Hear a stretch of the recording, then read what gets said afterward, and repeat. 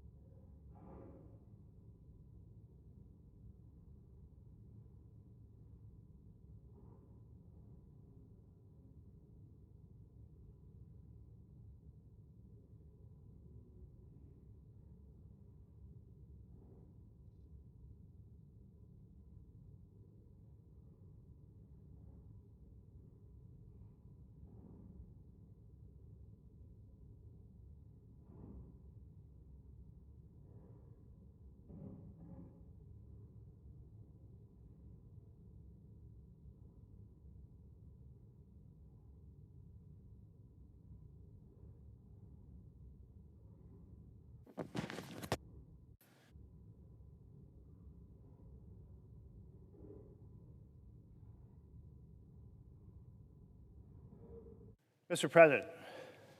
I recognize the senator from Oregon. Thank you. I ask the quorum call be initiated. The Senate is not in a quorum call. I've come to the floor to say I'm extremely outraged that the executive branch's security team have shoved a U.S. senator out of a room, have proceeded to put that U.S. senator on the ground and to handcuff that senator. This is what we expect to see in authoritarian nations. They can't tolerate a question, and they start to attack the institutions. This is what we're seeing in the U.S. right now. We're seeing it in the form of the president willfully breaking the law on the rules controlling the executive branch time and time again. We see it in his attack on the press, his attack on the universities, his attack on extorting law firms. We see it in the form of his using the Trump versus United States lawsuit to say, I, the president, am above the law, and I can issue pardons, so the whole executive branch is above the law. That is not the way it works in a republic. At least, it's not the way it works if we are a republic. If we, through a subservient Congress and a combination with a deferential Supreme Court, slide into this authoritarian state, then we have failed our oath to the Constitution.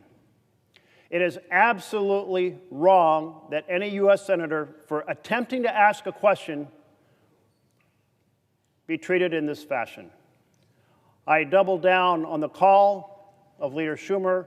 This merits a full bipartisan investigation. Bipartisan because all of us are members of the legislative branch. All of us have taken an oath to the Constitution, and all of us should stand up for each other and certainly our ability to explore the policies of this administration. Thank you, Mr. President. Mr. President. I recognize the senator from New Jersey. I never thought I would imagine having to stand here and discuss what I saw today. A United States senator in his own community, in the city in which he grew up, elected under the authority of the people, stepping forward to get answers to legitimate questions. And we see him being thrown to the ground after being removed from a room forcibly and put into handcuffs by multiple people. This, to me, is such an abuse of authority. It is a violent act, and there can be no justification of seeing a senator forced to their knees, laid flat on the ground, their hands twisted behind their back, and being put into restraints. If you see the video, at that point, he's not fighting, he's not pushing. But this is a pattern and a practice. This is not an isolated incident. I remind people that in my own community, in the city of Newark, we had a congresswoman and a mayor at a facility. The mayor invited into the gate the Congress people, invited into a conference room, and then the mayor asked to leave, who did leave, and then numerous agents run out to arrest that mayor. Now, the judge in this case said it was outrageous, reprimanded the Trump administration for the arrest in and of itself. We see time and time again with this administration trying to precipitate a response by the misuse and the abuse of force. This is more akin to authoritarian governments. When you see a democratic nation having their executive begin to arrest mayors, begin to arrest judges, begin to arrest a United States senator who is simply asking for answers to their questions, to remove them from a room forcibly, to throw them to the ground, to put them in restraints.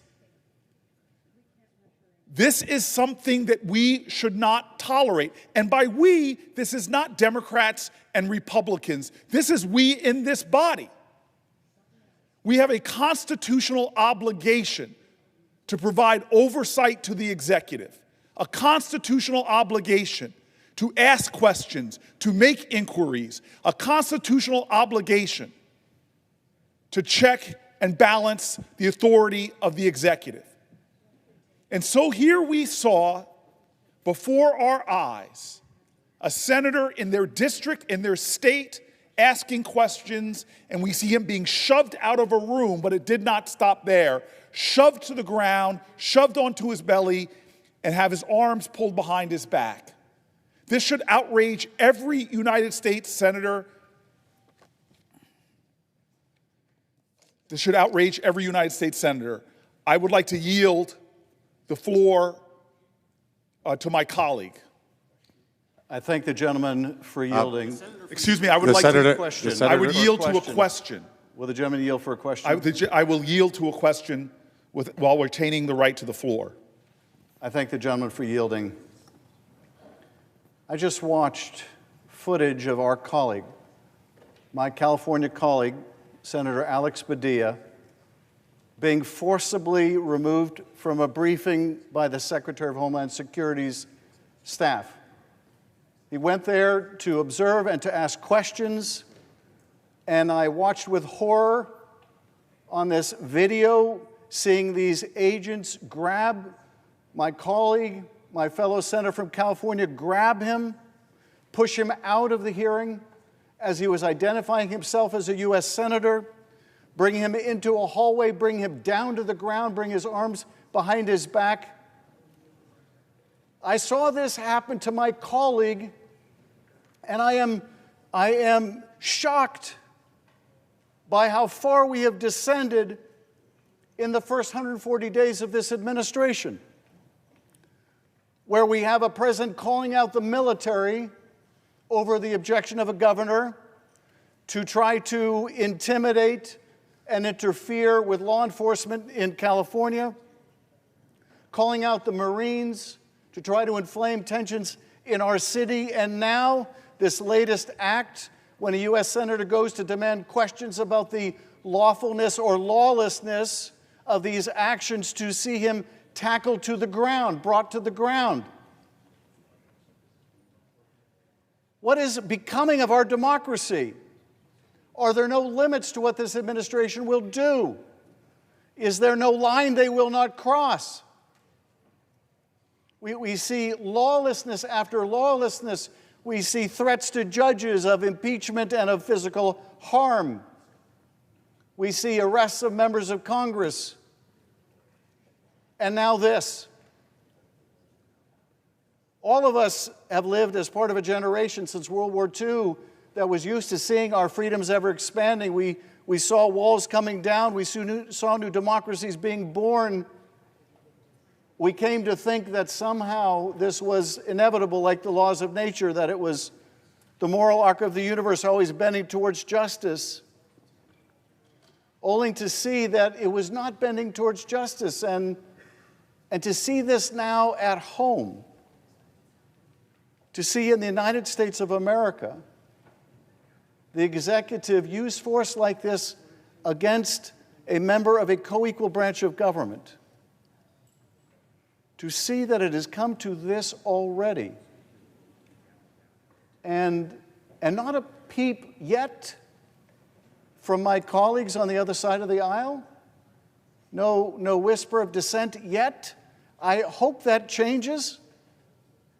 I hope that changes. The founders separated the powers between the executive and the legislative and the judiciary because they wanted to set ambition against ambition, ambition of one institution against another to protect all of our freedom. But that requires that we go beyond our partisan affiliations.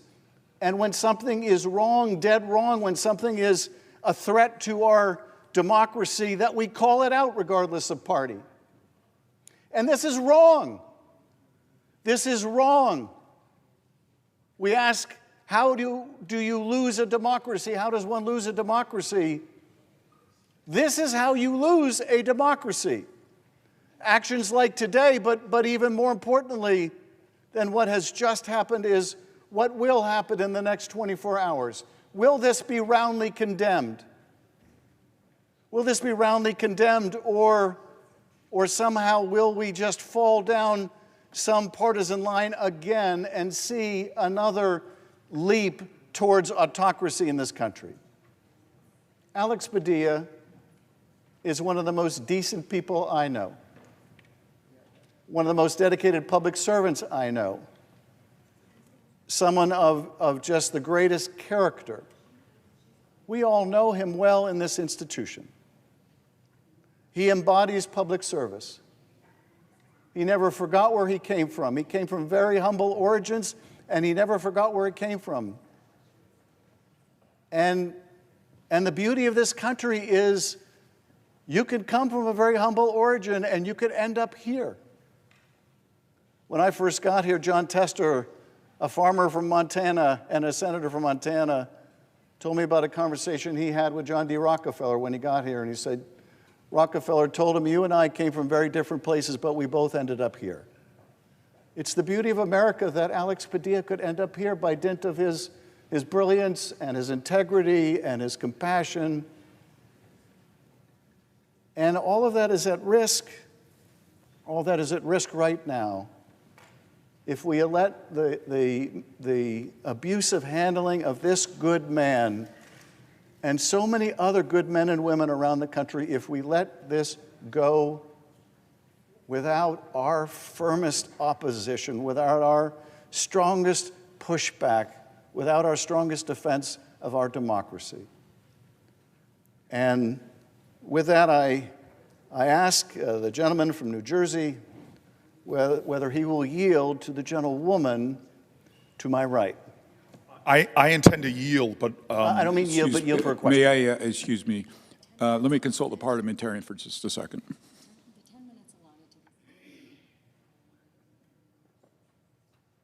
The 10 minutes allotted to the senator under morning business has expired. Another senator may seek recognition in his or her own right. President? The senator from Washington. Thank you, Mr. President. Mr. President, I come to the floor this afternoon to the United States Senate, a place where people are elected by their constituents to come here to be their voice. Every one of us, Republican, Democrat, elected by the people who we represent, to come here and be their voice and to do the job. What is that job? To make sure that we are being their voice and speaking out for them. And part of that has to be asking questions. That part of that has to be demanding accountability. That has to be getting information so we can do the best job possible. It is unacceptable that a United States senator in his own home state, elected by millions of people, went to ask a question for his constituents to get an answer and was brutally thrown to the ground and handcuffed. That is wrong, and I cannot believe that we don't have senators on both sides of the aisle calling this out as outrageous. This is what a democracy is about, Mr. President. Mr. President, it is about us coming to the United States Senate, speaking out, asking questions, getting information so we can be their voice. What happens when that voice is stifled? What happens when that voice is thrown to the floor and handcuffed? Our democracy is lost. Mr. President, I have been here for more than 32 years. I have come to this floor often to speak out, to be angry, to be a voice for my people. I have never come this close to having tears in my eyes as I speak to both sides of this aisle about this horrendous incident that occurred. We are a democracy. but we can lose that democracy.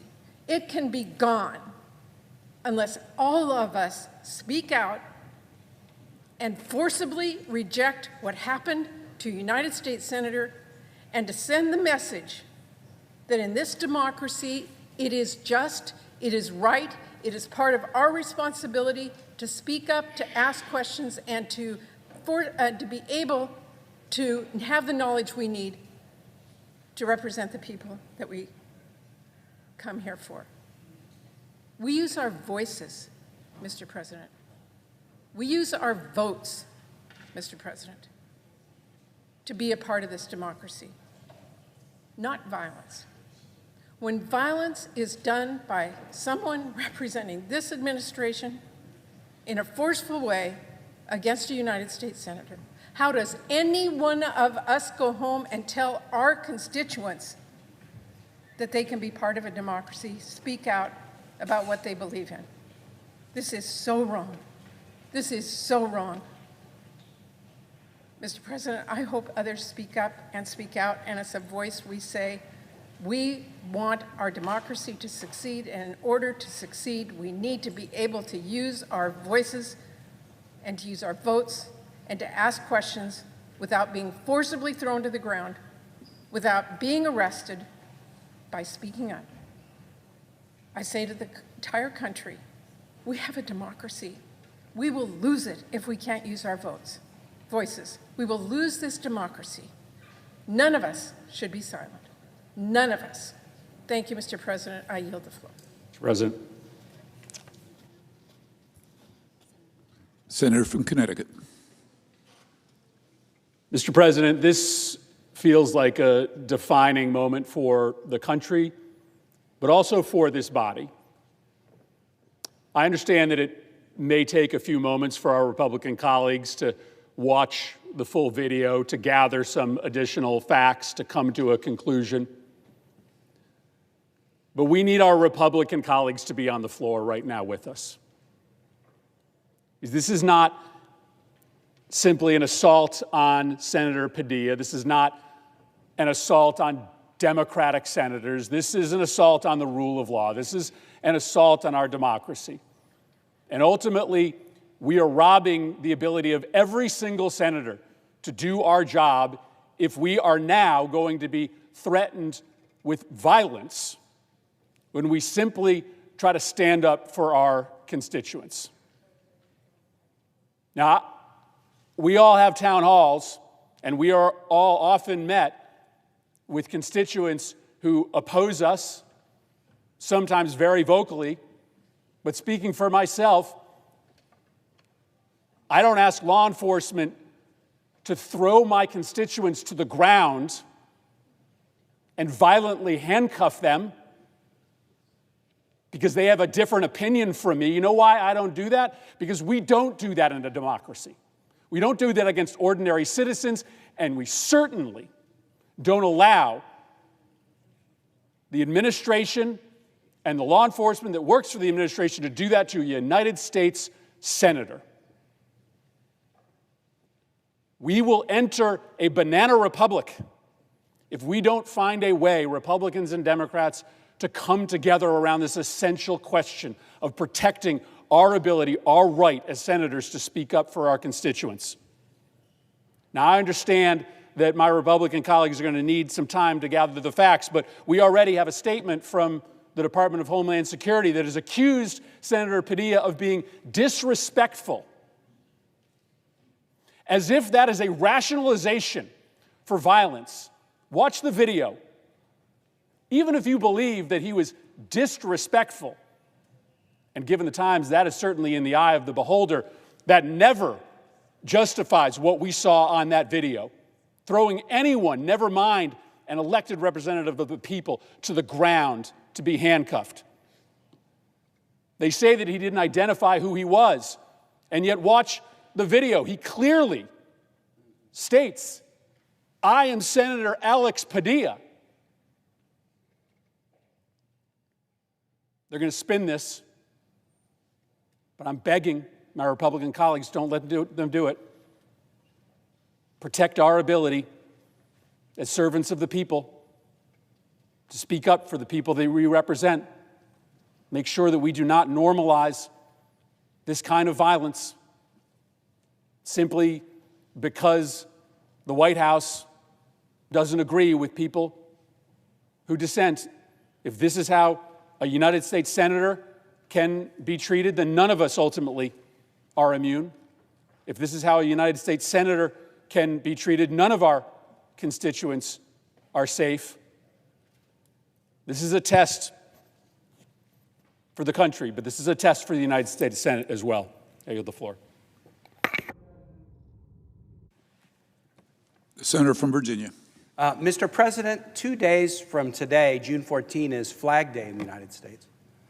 It's the day every year where we celebrate the flag, but it's not the piece of cloth that we celebrate. We celebrate core American values. And the most core American value is the one that we take an oath of office to, the Constitution of the United States. The Constitution includes a Bill of Rights, and one of the most important pieces of the Bill of Rights is the First Amendment. It was drafted by a Virginian, James Madison. And it talks about the fact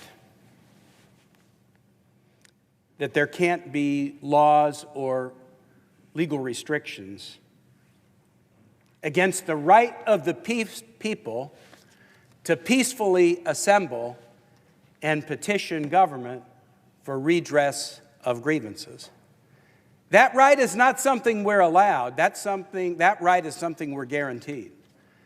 My colleague and our friend, Alex Padilla, born and raised in Los Angeles, loves his hometown, an MIT-educated, baseball-playing engineer who returned to his home, who served on the Los Angeles City Council, and now serves in this body, has some very legitimate questions about why, in an unprecedented way, the National Guard and the United States Marines have been deployed into his city over the objections of the mayor, over the objections of the governor, in a historically unprecedented way, and in a way such as to escalate tensions in his town rather than to reduce them. So he decided to go to a peaceful public assembly. It was a press conference. It wasn't a private meeting to which he was not allowed entrance. A press conference's purpose is to share information with the public. My colleague, Alex Padilla, who goes to Wednesday prayer breakfast with me every week with a bipartisan group of colleagues, attended a public event so he could ask a question about why his hometown was being besieged by Marines and National Guard over the objection of the mayor and the objection of the governor. His question was a grievance. He doesn't agree with the policies of the administration. He is guaranteed in this document the right to petition government for redress of grievances. As an American, this is what we are supposed to do. The framers of the Constitution that put this in the First Amendment did it to protect the rights of Alex Padilla and all of us, but they did it for another reason. They did it because they believed it would help democracy work better. That democracy works better when people can speak freely. Democracy works better when people can profess their religion, when the press can operate freely, and democracy works better when people can gather peacefully and share their dissenting points of view. It makes our democracy work better. Make no mistake, the effort to manhandle our colleague, to push him out of the room for asking an inconvenient question, to handcuff him, is an attempt to shut him up. It's an attempt to shut everybody up if you have a dissenting view from this administration. That's why the administration has deployed the military in an unprecedented way. They want to intimidate you. They want to make you decide that although you are granted this as a right, they want to make you afraid to exercise the right. And so as I conclude, I would just say this.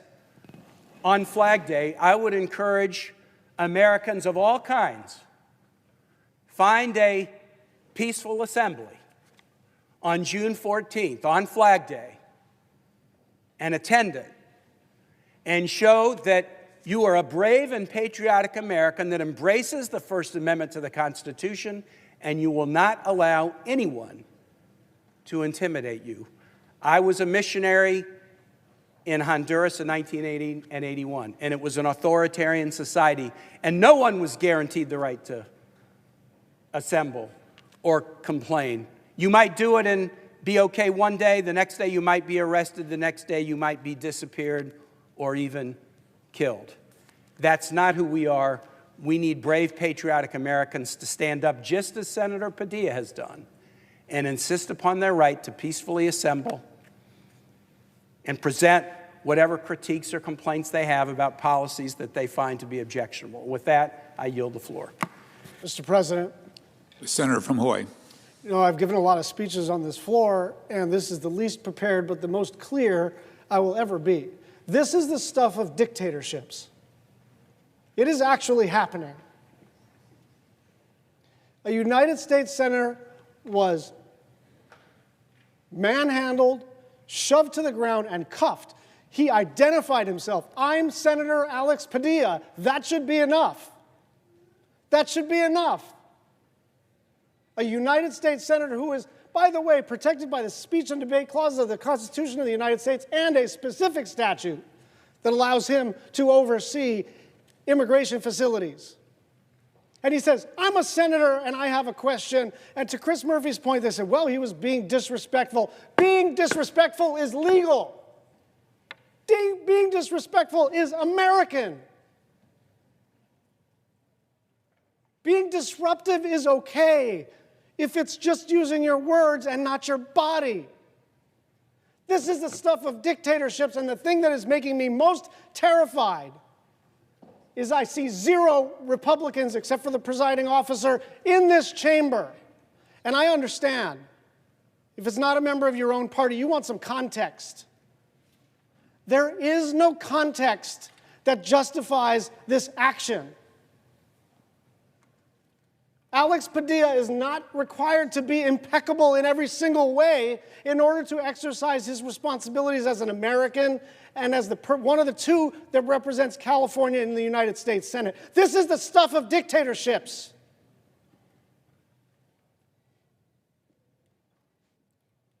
One of the officers who throws him to the ground, as he's clearly complying, cuffs him face down on the carpet.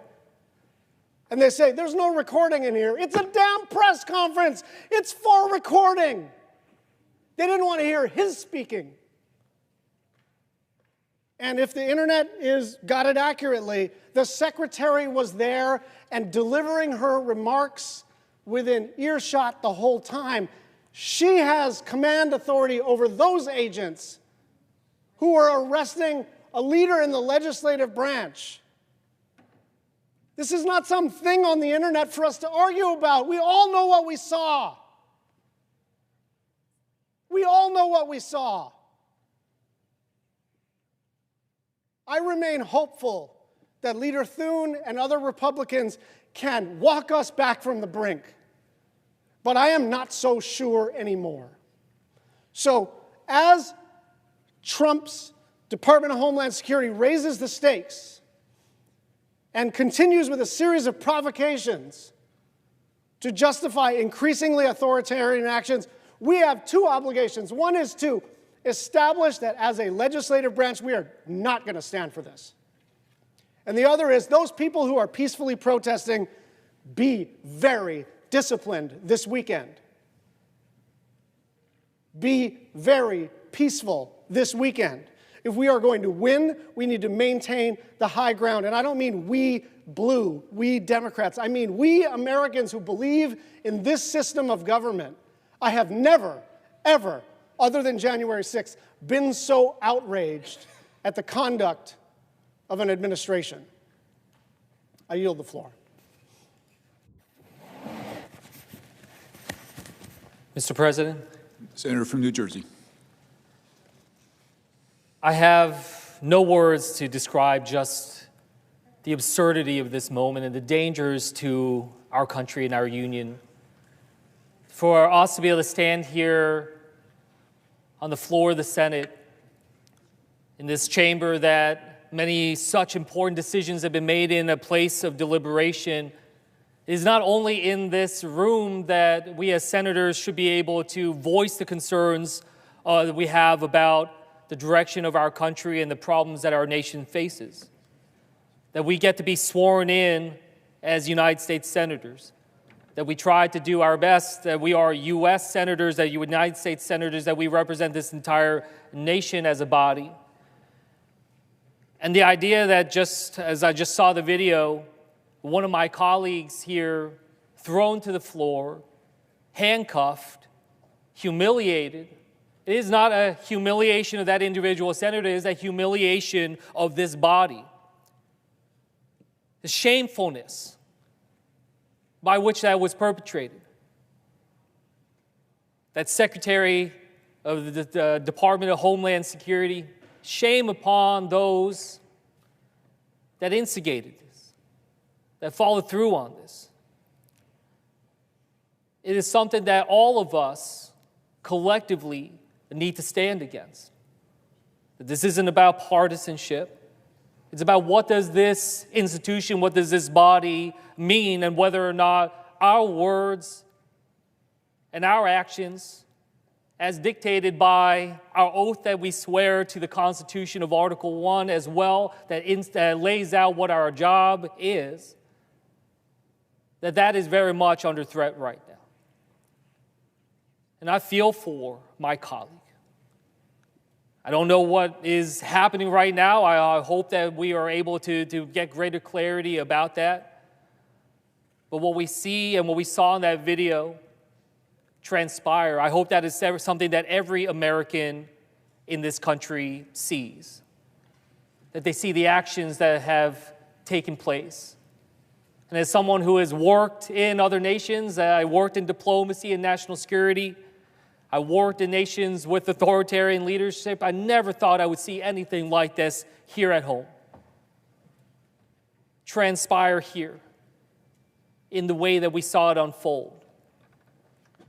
Again, the humiliation befalls our body as a whole. Now the question is, what will the Senate do to stand up for ourselves? And that is something that I hope every single senator is thinking about right now. This is not a time to put your finger up in the air and figure out which way the wind is blowing. Try to think through what type of reaction might come from the White House if we speak out against this. This is a time for us to stand up together and stand up for each other and for this institution. And not just right now, it's about what credibility do we have as a body going forward.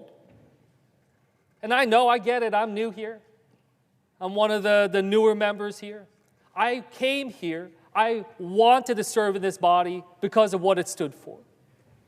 I wanted to serve in this institution because I believe that this is an institution of incredible honor, integrity, and even at this challenging moment in this country's history, we need this body to be able to come together. So I call on all of my colleagues on both sides of the aisle to condemn this action, to stand united with one voice, standing up for ourselves. Otherwise, we will just cast ourselves to the margins of irrelevance in this nation right now. What point is it for us to stand up and show up to work every day if this is the kind of treatment that can befall any of us in this day right now in this country? I am outraged, and I hope others are too. This is not a time to be silent. This is a time for us to be united and show the rest of the country what this institution means. Otherwise, we might as well go home. I, for one, want to fight for my colleague, fight for each other, fight for the Senate, and fight for our democracy. With that, I'll yield back. Mr. President. Senator from Arizona. Mr. President, I have to say this week stood out for me personally with some positive notes and some real downers. The week didn't start great. We saw the President of the United States, for the first time, I think, in possibly in my lifetime, send troops without a request from a governor into a state because people were protesting. And sure, some could make an argument that maybe a few protesters got over somebody's perceived line, but they were largely peaceful protests. And what the president did is beyond his authority. It's illegal. And it was not a good start to the week, I have to say. But Mr. President, I also have to say there were some positive things this week. I got to meet your grandson. I think he said he was 15 years old. He got to go to the Air and Space Museum, a place that I love, a place that makes our country stand out in the best of ways. You know, shows what we can do when we work together, when we bring the full force of the United States behind doing things that are positive. We sent people to the moon in the 1960s. Your grandson got to see some of that hardware over at the Air and Space Museum. But I also have to say that the end of this week was rather outrageous and horrific. And it was brought to the American people, I strongly believe, because of the attitudes of this president and his ability to just work outside of the boundaries of what most Americans feel are in accordance with our values and our ethics. What happened today to Senator Padilla was outrageous. It was violent.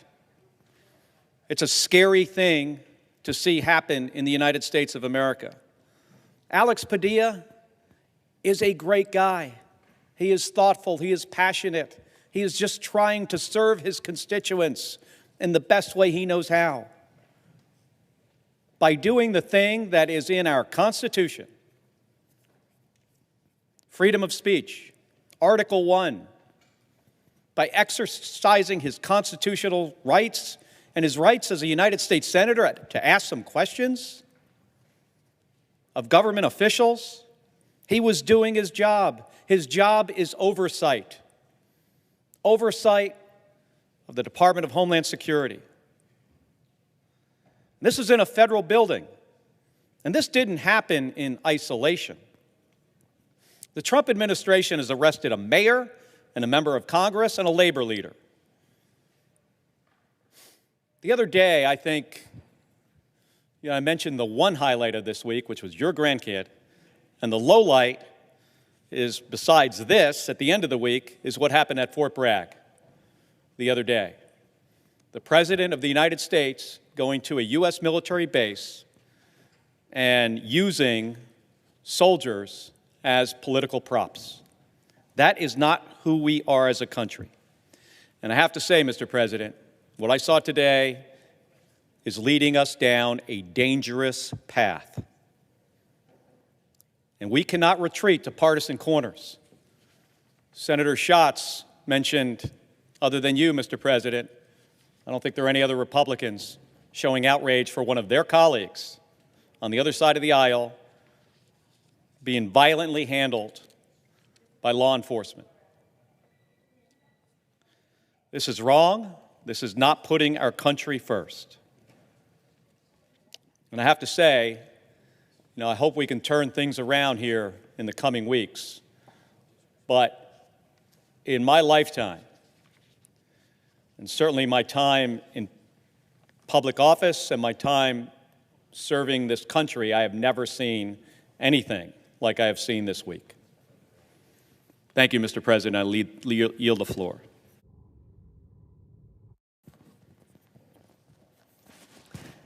Mr. President, The senator from Massachusetts.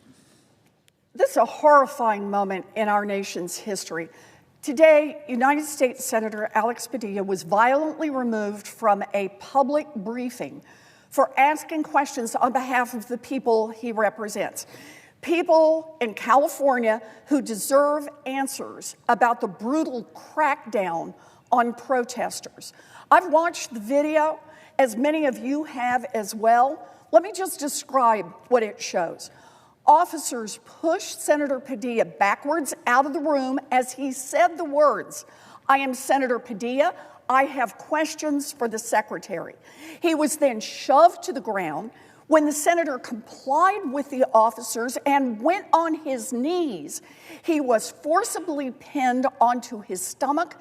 He was ordered to put his hands behind his back. He can be heard on the video saying he is trying to comply with their orders. Officers then put handcuffs on the senator while he was lying on the ground. His staff was then told to stop recording the handcuffing. He was put in handcuffs for asking a simple question. He was put in handcuffs for doing his job as a United States Senator. He was put in handcuffs for standing up for the Constitution of the United States. He was put in handcuffs for representing the people of California. Now, if you're not yet convinced that President Trump and his administration are trying to suppress free speech, then just watch the video. Watch the video. If you are not yet convinced that President Trump and his administration are trying to undermine the foundations of our democracy, watch the video. If you are not yet convinced that President Trump and his administration are hell-bent on punishing people with differing opinions than those of the president, then watch the video. And here's the really chilling part. Make no mistake. What happened to Senator Padilla today is happening every day all across this country. Every day, DHS agents are throwing people to the ground and violently handcuffing them while they are not resisting, detaining them for exercising their First Amendment rights of free speech. Every day, Donald Trump is making this nation look more and more like a fascist state. If this is how federal agents treat a United States senator who peacefully asks questions of this administration, then we all have to ask, how far will they go? How violent will they get? I know my Republican colleagues can see what happened today was wrong. But will any Republican senator speak up for our democracy? They know Senator Padilla's character. They know that Senator Padilla is a kind man, a man who is concerned for his children, a man who is concerned for his home, a man who has dedicated his life to public service, a man who is a patriot. Where are our Republican colleagues? Where is the Republican Senate? Where are you? Stand up and speak out. This is a continuation of what we've been seeing. Intimidate every other check on presidential power in this country. Fire the civil service, get rid of those people. Threaten to imprison judges. Criminally charge House members who try to visit an ICE facility. Arrest senators who ask questions. This is not a drill. This is an assault on our democracy. I am calling on my Republican colleagues to join us in demanding a bipartisan investigation into this incident. What happened at this press conference was disgraceful, it was un-American, and every member of the United States Senate should condemn it and condemn it now. Mr. President, I yield the floor. Mr. President. Senator from Oregon. I was on my way to the floor to talk about clean energy policy this afternoon, but I have got to join my colleagues in addressing the shocking video out of Los Angeles. I've now looked at it. If you're following at home, our colleague, Senator Padilla, was carrying out his constitutional responsibilities to conduct oversight and defend the people he represents. And at that time, he was physically accosted and shoved out of a press conference, pushed to the ground, and handcuffed at a press conference being held by Kristi Noem. It is a horrifying video, truly horrifying. And I'm of the view, Mr. President, why I especially wanted to come to the floor. It is not about a happening to a United States senator. Here is what it's about. If they'll do this to a sitting United States senator in front of a room full of media, imagine what is being done to powerless people in secret. In Portland, in my hometown, we've had firsthand experience with this kind of activity. Faceless, unidentifiable agents with guns staring down peaceful protesters. In Portland, it was a wall of moms. My neighbors, we all said then it's un-American, and I say it again this afternoon. What we have seen on our screens is un-American. It doesn't have the support of the American people for this kind of anti-democratic conduct. And I'll close simply by saying this, Mr. President. This has got to change. Peaceful Americans cannot have this kind of abuse rain down on them for the next 3.5 years. It has to end now. I yield the floor.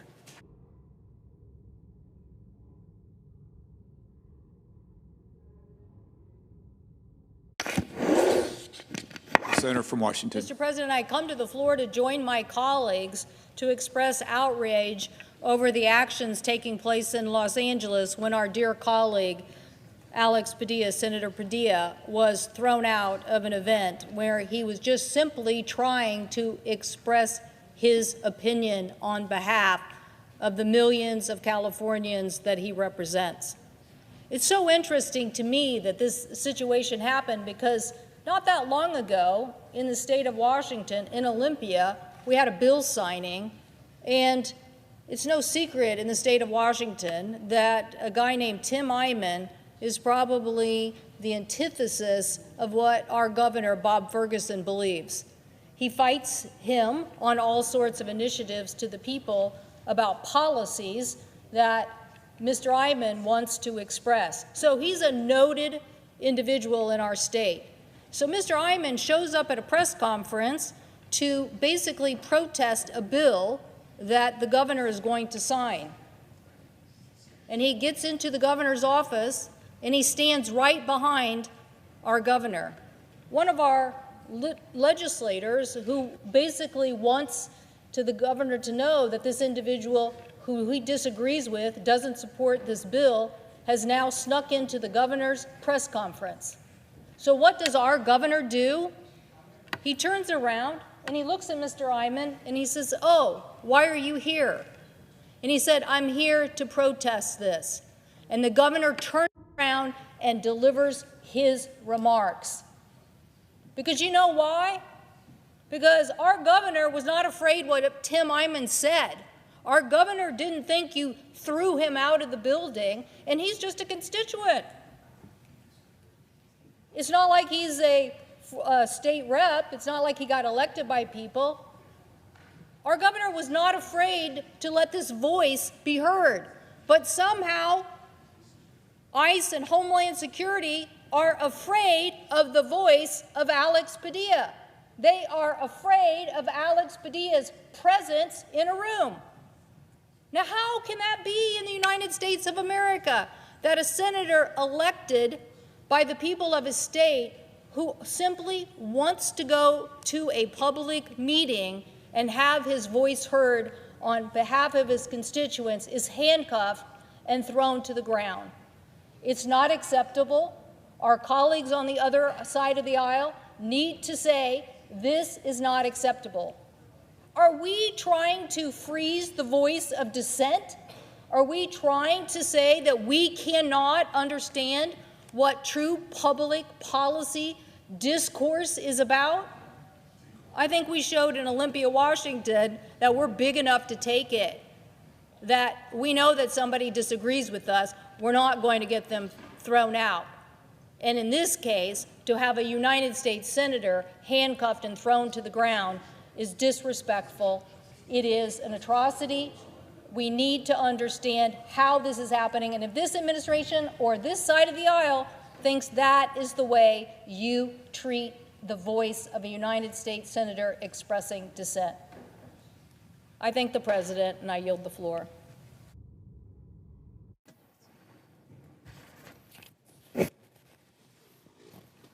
Mr. President. The Senator from Maryland. Mr. President, I stand today and I am shaking. I am so angry. I am so enraged with the treatment that I witnessed today of my colleague, Senator Padilla. This is not the America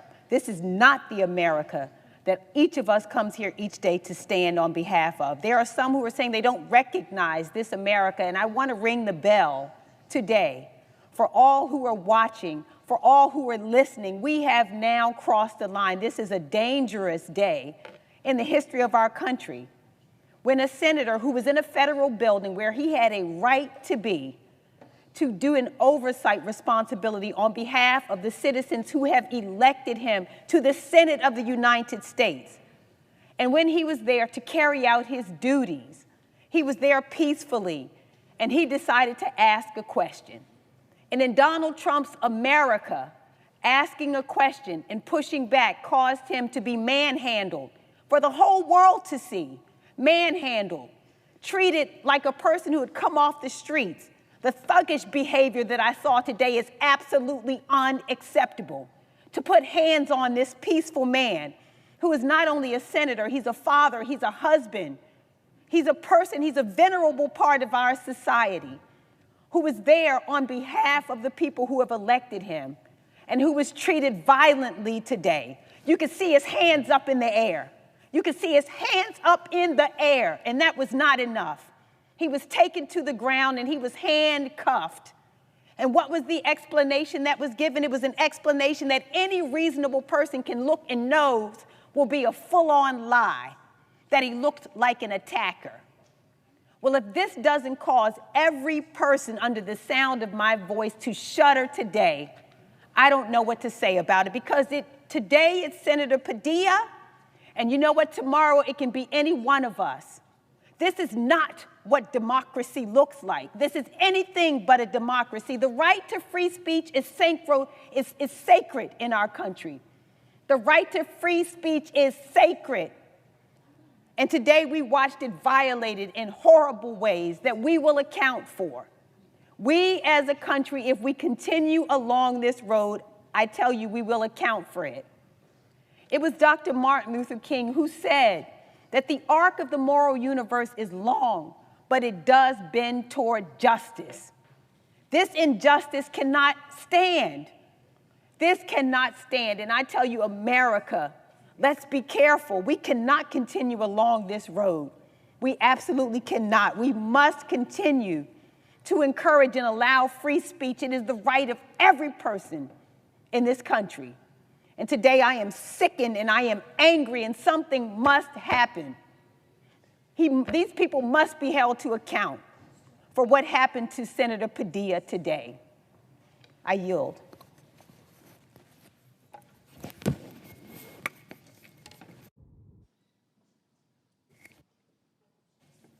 Mr. President. The Senator from Delaware. Mr. President, you can see and feel and hear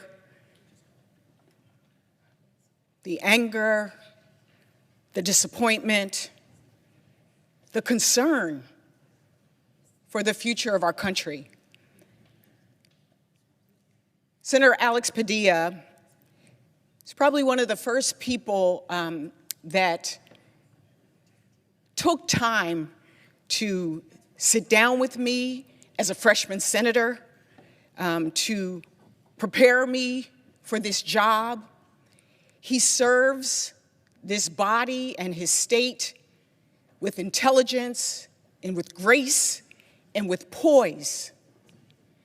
And so to see my colleague pushed, manhandled, taken to the ground, arms put behind his back,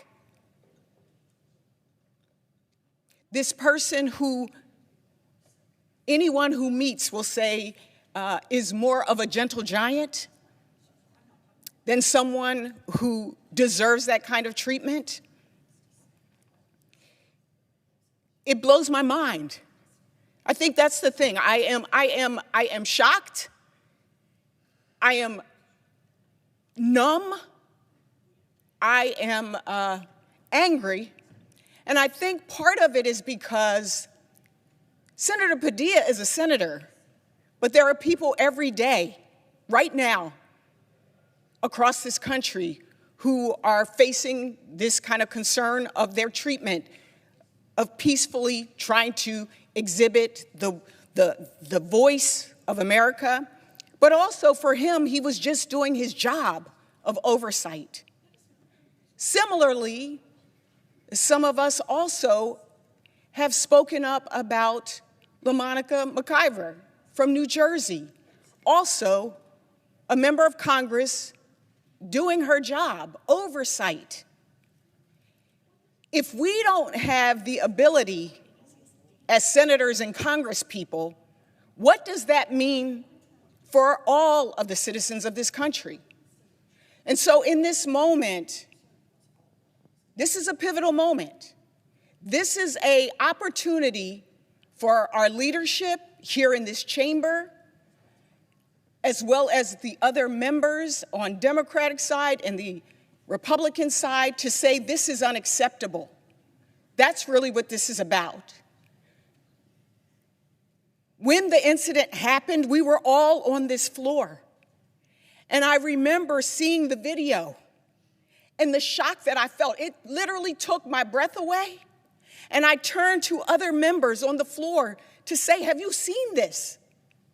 And they had not seen it. I walked across the aisle to my Republican colleagues. They had not seen it. And there was a sense of shock as well. And so what remains to be seen is what we do with that shock, what we do with that indignation, what we do with the fact that Alex Padilla was doing his job on behalf of his constituents and on behalf of this country. That's what remains to be seen. Where do we go from here? And so you have heard folks talk about free speech, peaceful assembly, the ability to do our jobs of oversight. But ultimately, what this is about the foundation of this country. And so I'm just shaking my head. I'm shaking my head, but I'm also resolute in the fact that we were called here for this moment. As bad as things may be, as bad as they may seem, we were called here for such a time as this. And the question is, what do we do with this time? And so, Mr. President, I ask my colleagues, again, on both sides of the aisle, to speak up against not only this incident, but the incidents that we are seeing across this country. I ask my colleagues to come together on behalf of not only the American people, but the democracy on which this country stands. And I will continue to stand with Alex Padilla. I will continue to stand with those folks around this country who are facing this same kind of unacceptable behavior. Lastly, I would also mention that we do have a role and responsibility. There are 3 branches of government. Thank God for the courts right now holding it down. But this moment is the moment. There won't be a light switch that says, oh, democracy is gone. That's not how it happens. I've heard my good friend Chris Murphy talk about that it's piece by piece, moment by moment. We see it chipped away. Well, we have an opportunity and a responsibility to make sure that we do not let this slip away. Thank you, Mr. President, and I yield back.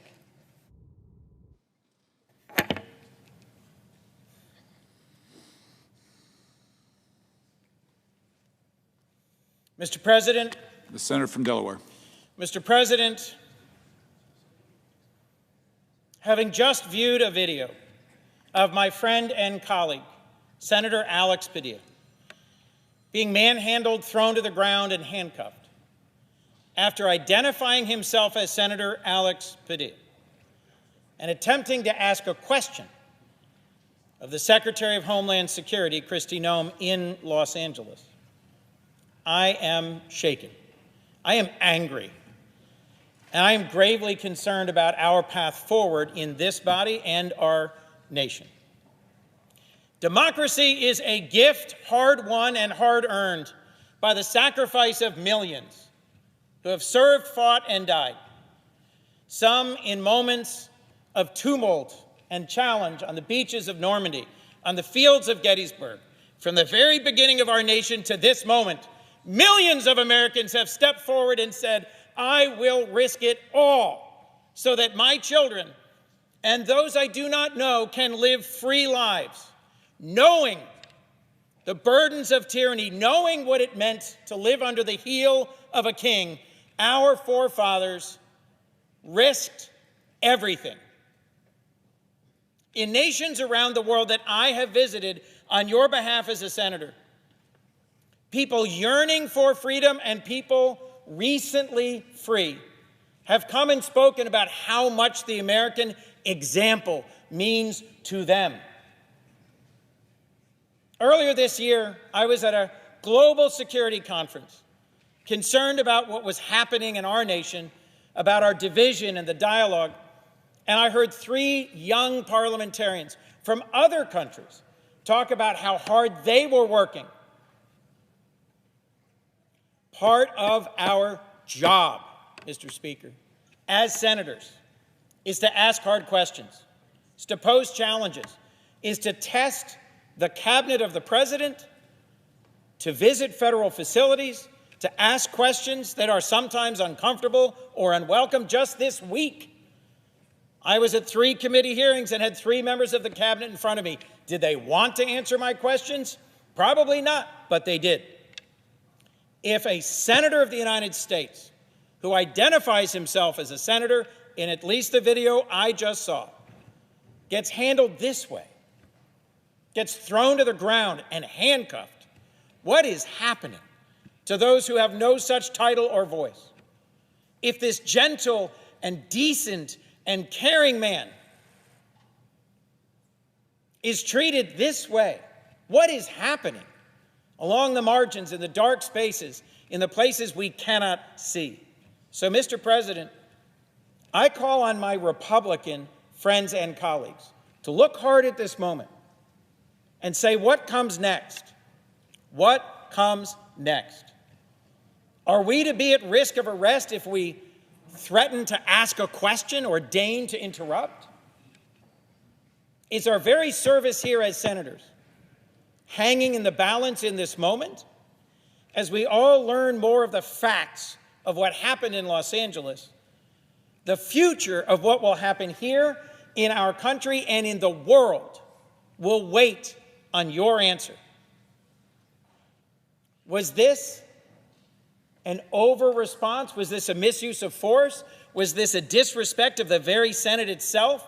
Is this a moment when, as our founders who wrote the Federalist Papers dreamed, my colleagues in the Senate will show their loyalty to the role, to the check and balance, to the independence of the Senate, more than they will show their loyalty to their party and their president, and demand an answer, an apology, and a different path forward? Or is this a moment when all of us will watch this video of our friend, a member of the Judiciary Committee, a representative, a senator of Los Angeles in the state of California, being roughly mishandled and say, too bad. At least it wasn't me. If we answer this moment with silence, we will be damned.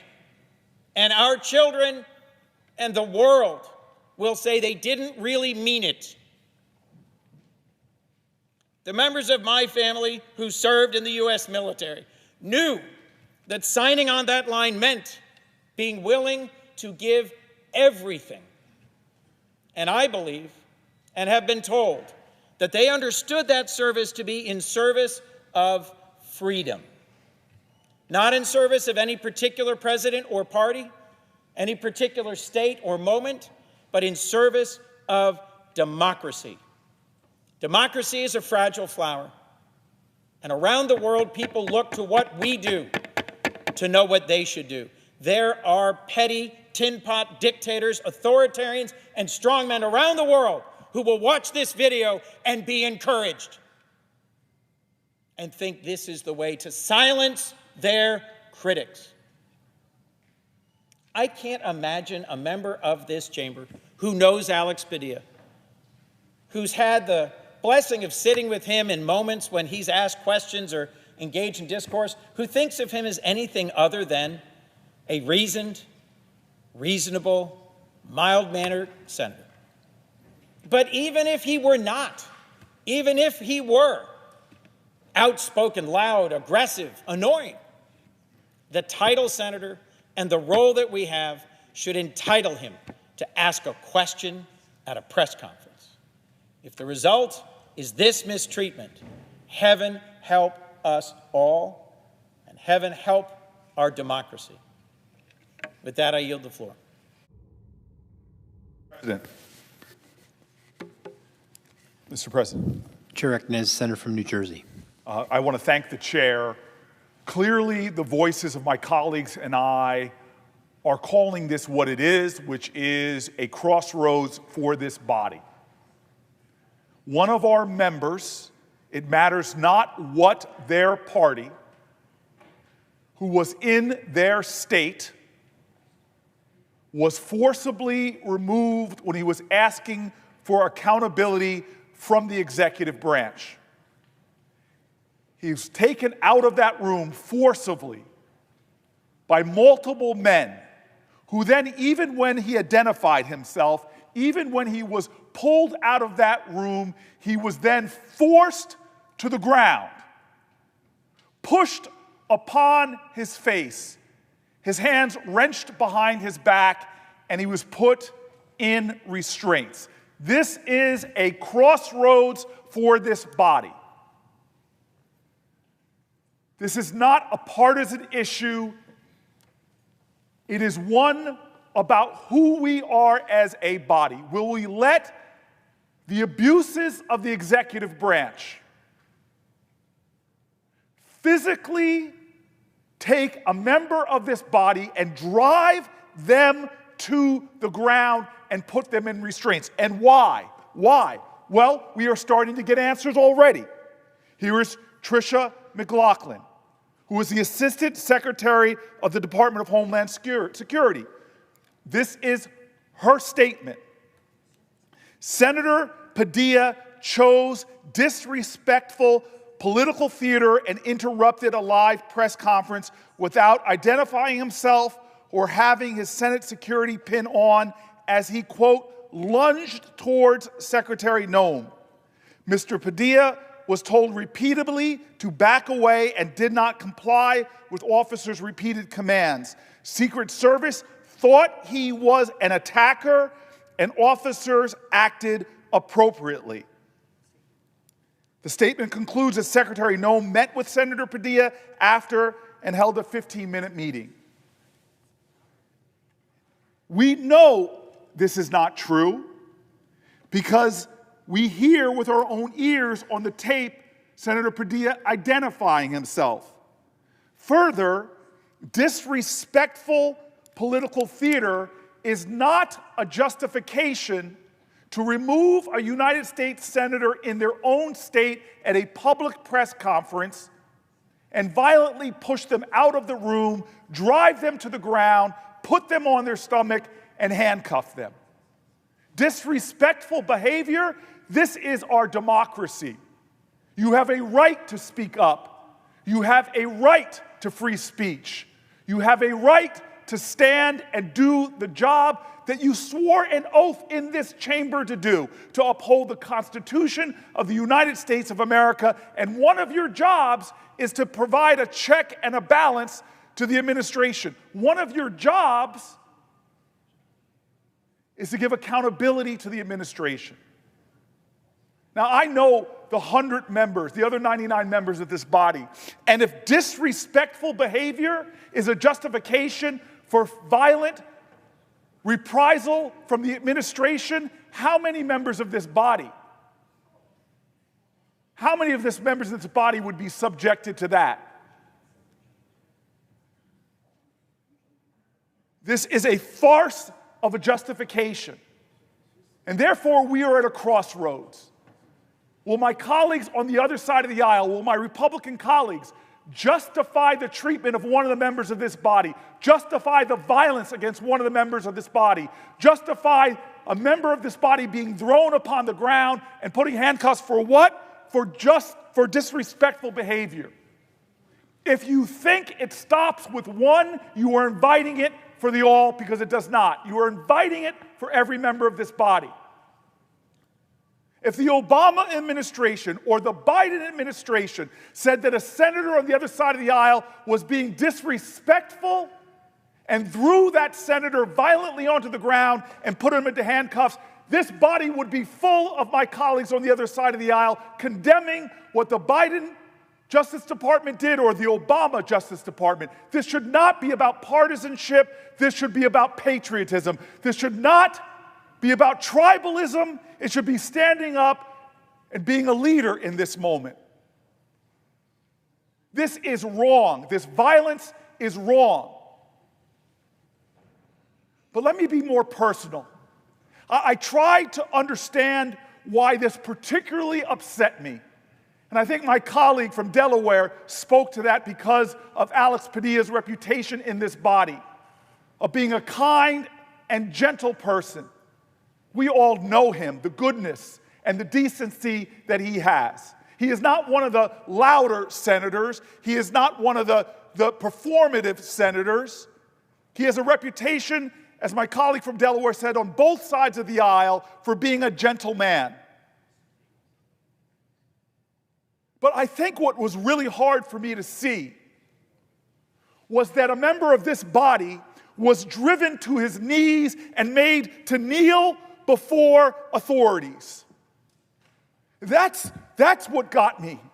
I think when I saw him driven to his knees, forcibly, something there got me. You see, we know Alex Padilla's story.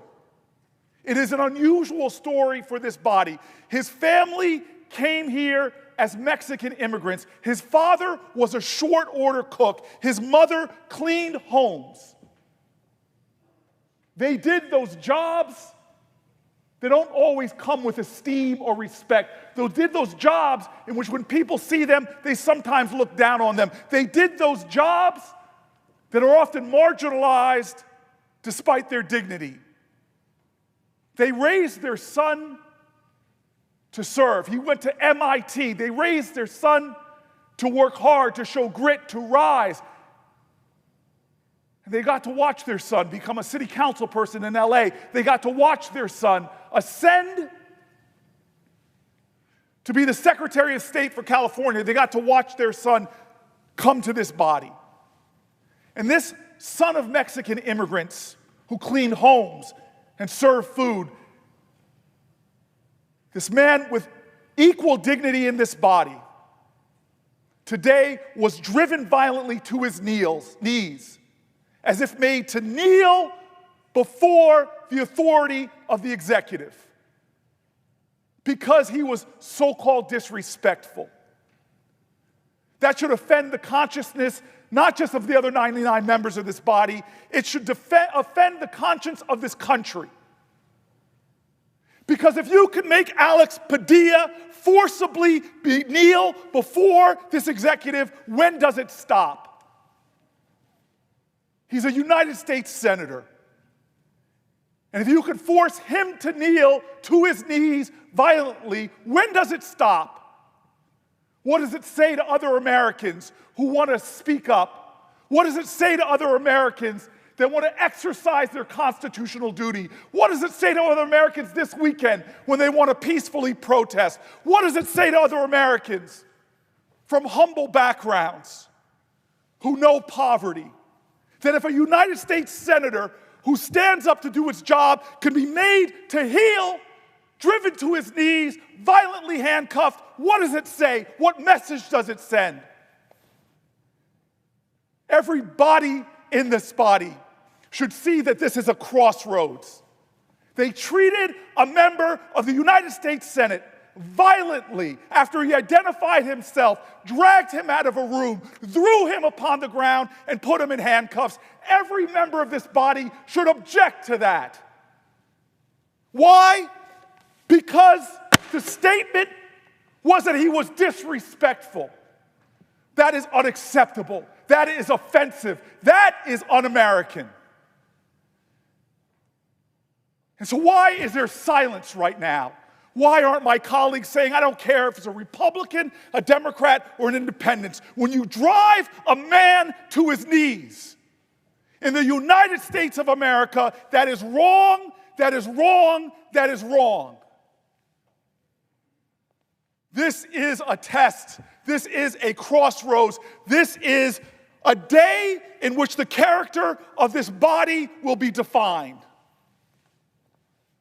Alex Padilla, a man of infinite decency, generosity of spirit, who, whether you disagree with him or not, is so well liked in this body, who today, in a time of understandable outrage in Los Angeles, went to be with his constituents to get answers.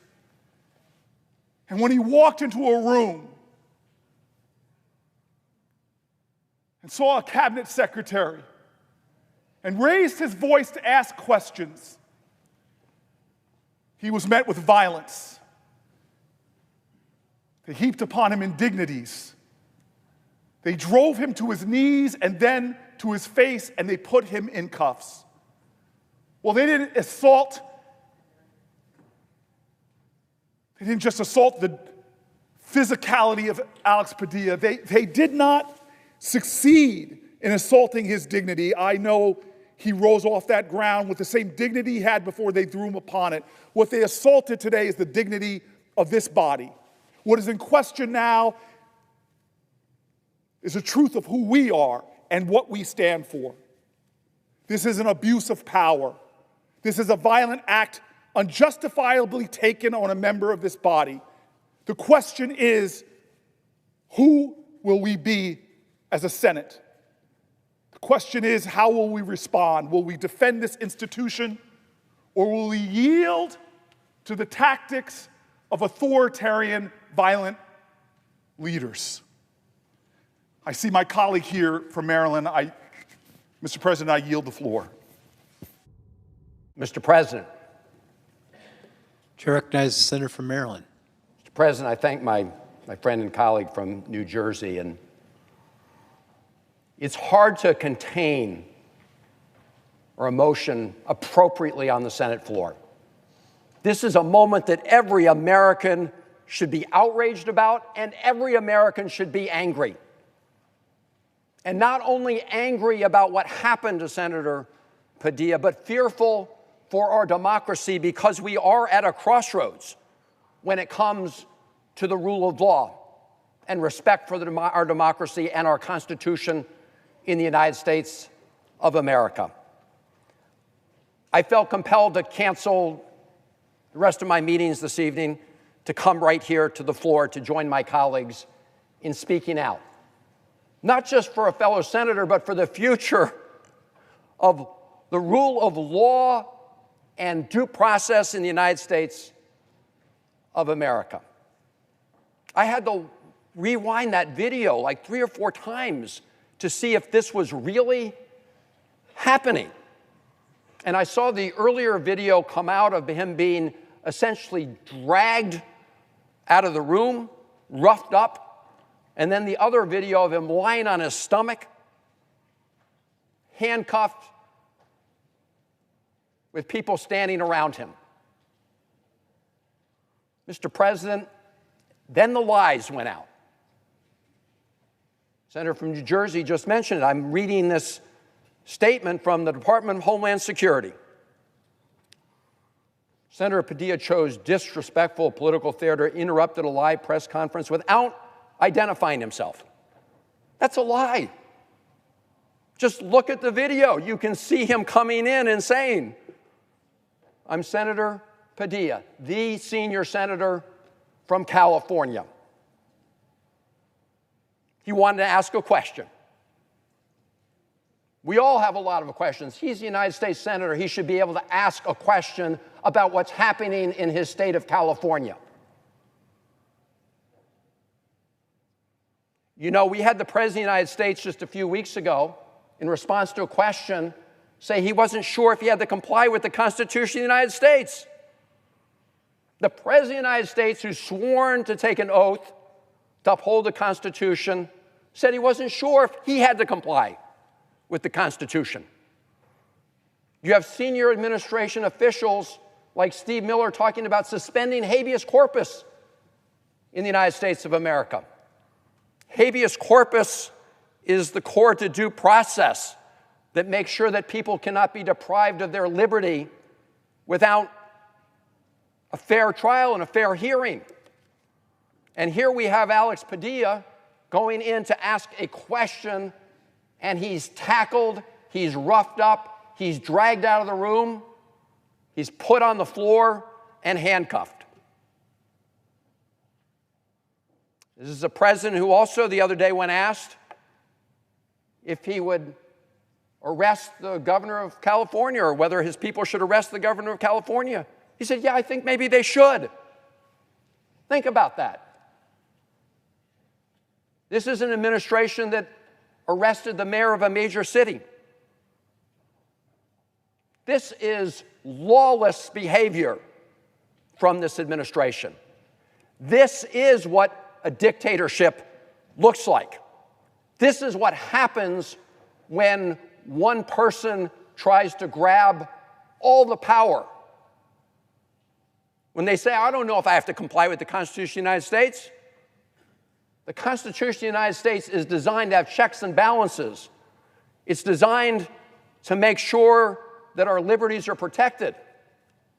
The Bill of Rights protect all of us.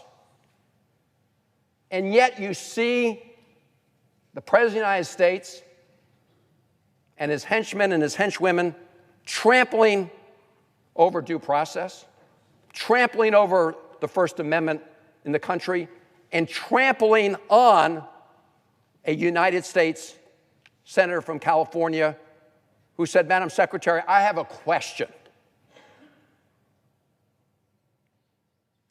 I'm looking forward to hearing about what question Senator Padilla wanted to ask. Because I know Senator Padilla, and I know he had a good question to ask of the Secretary of Homeland Security, but he didn't get a chance. This was a press conference. Secretary of Homeland Security is taking questions. The United States Senator representing the people of that state, elected to represent the people of that state, he had a question. He didn't get to ask it because he was dragged out of the room and thrown on the floor and arrested. I want to know what that question was going to be. And I know that Senator Padilla will tell us. We'll probably find out then why the Secretary of Homeland Security didn't want to hear the question. Because this administration wants to shut down questions except for from the journalists that they like. They belittle journalists who ask them any question that they see as critical. That's also what authoritarian leaders do. They push aside the people who ask hard but meaningful questions and just call on the people that will ask them the slow ball question. You've already seen this at play in the Oval Office during press conferences that the president has. He goes, oh, I like that reporter. Oh, that's a terrible question. What he means is it's a question that he doesn't like. And usually the questions he doesn't like are questions that are right on target and go to the heart of what's happening in our country. And so Senator Padilla had a question. He just didn't get a chance to answer it. Now, I want to build on another point my colleagues have made, and that is a real appeal to our Senate Republican colleagues. Because in these first months, 4 or 5 months of the Trump administration, we've seen the actions of a lawless president. You know, it's unprecedented in the United States to have over 260 lawsuits filed in federal courts, right? This doesn't happen normally. It's because of the massive law-breaking that we've seen going on. Attacks on civil liberties, attacks on due process as part of that, attacks on the First Amendment, the illegal withholding of funds that have been appropriated by the Congress. The courts can't do it alone, colleagues. Every member of this body is sworn to uphold the Constitution. The Constitution the President of the United States now says he's not sure if he has to comply with. I believe senators here want to take those constitutional responsibilities seriously. But if we're going to do that, we have to stand up at moments like this. Not Democratic senators alone, but Republican senators too. Because if you let the executive do this to Senator Alex Padilla today, some other executive, some other president can do it to somebody else tomorrow. If you can do this to Senator Alex Padilla,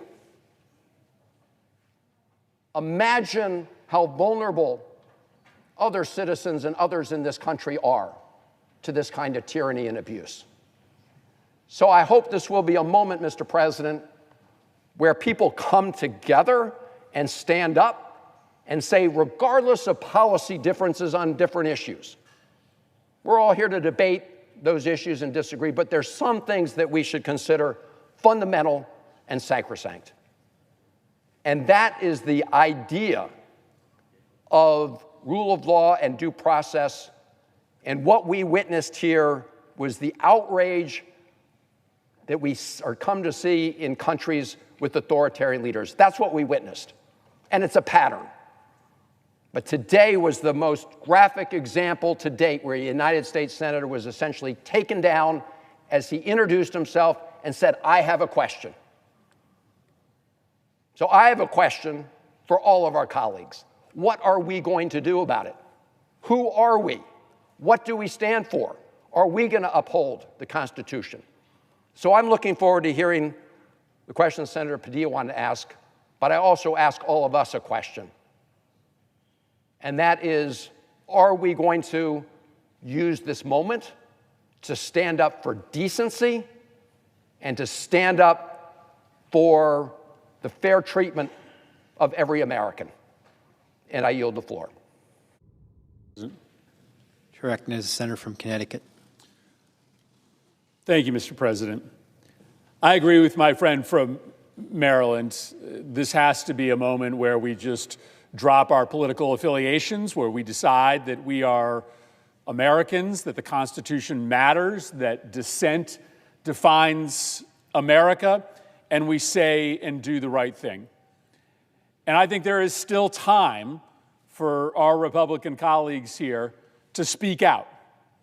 I understand they may still want to collect more facts, but as each minute and each hour passes, it's becoming clear that the main justification seems to be simply that Senator Padilla was showing some level of disrespect.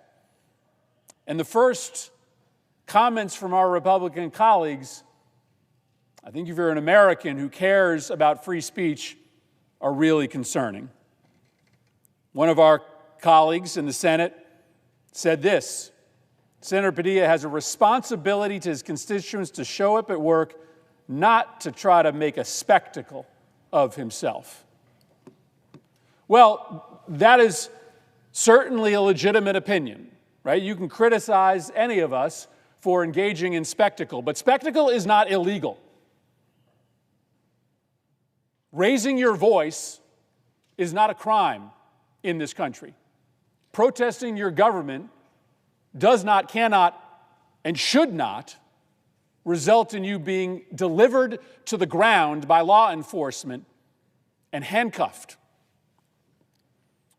Another of our colleagues says, was he disruptive? Well, he got what he wanted. Once again, the standard here seems to be disruption.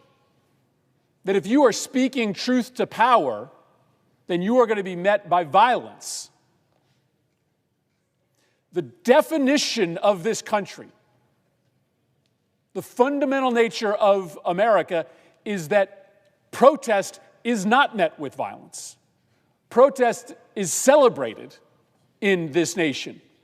That what defines America against the rest of the world, against the totality of previous human history, is that we protect the right of human beings living in the United States of America to raise protest, loud protest, sometimes disruptive protest against their government. And frankly, we protect that right equally if it is a United States senator or an ordinary citizen with no formal power. And so we can say today, well, this is really dangerous that a United States senator got thrown to the ground and handcuffed simply because they spoke up at a press conference, but it is no more concerning that it is happening to a United States citizen than what is happening to many other citizens and residents of this country right now who are being met with equal physical force. We don't expect any different treatment of United States senators than of ordinary citizens. But many ordinary citizens in Los Angeles right now are being treated with the same kind of force that Alex Padilla was met with today. And so there is still time for us to come together and say, in this country, speaking truth to power, even in a disruptive way, is never rationalization for violence. But I will tell you, the first couple statements from my Republican colleagues are deeply worrying. They misread the fundamental nature of this country. And if we now live in a world where simple disagreement, vocal disagreement, where protest with this administration becomes justification for violence, I don't know how you can define that as America any longer. And as someone who was sitting in this chamber, I think this very same desk on January 6th, it shouldn't be lost on us that there are forms of political protest that are protected by this administration, celebrated even. And then there are forms of political protest, as you saw today, that are met with violence. There are individuals out on the street today in America who just a few years ago were in this building or on the outskirts of this building beating the hell out of police officers, viciously, savagely attacking police officers, tasers to the throat, rendering those police officers unconscious, metal poles being hammered onto the heads of police officers. In an exceptional moment, the President of the United States, in celebration of their violence,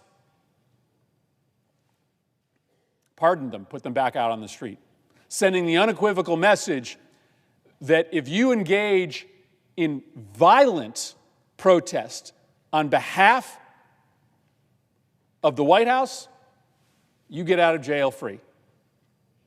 Pair that together with the message that is being received by the American public now on a daily basis, most prominently and visibly today.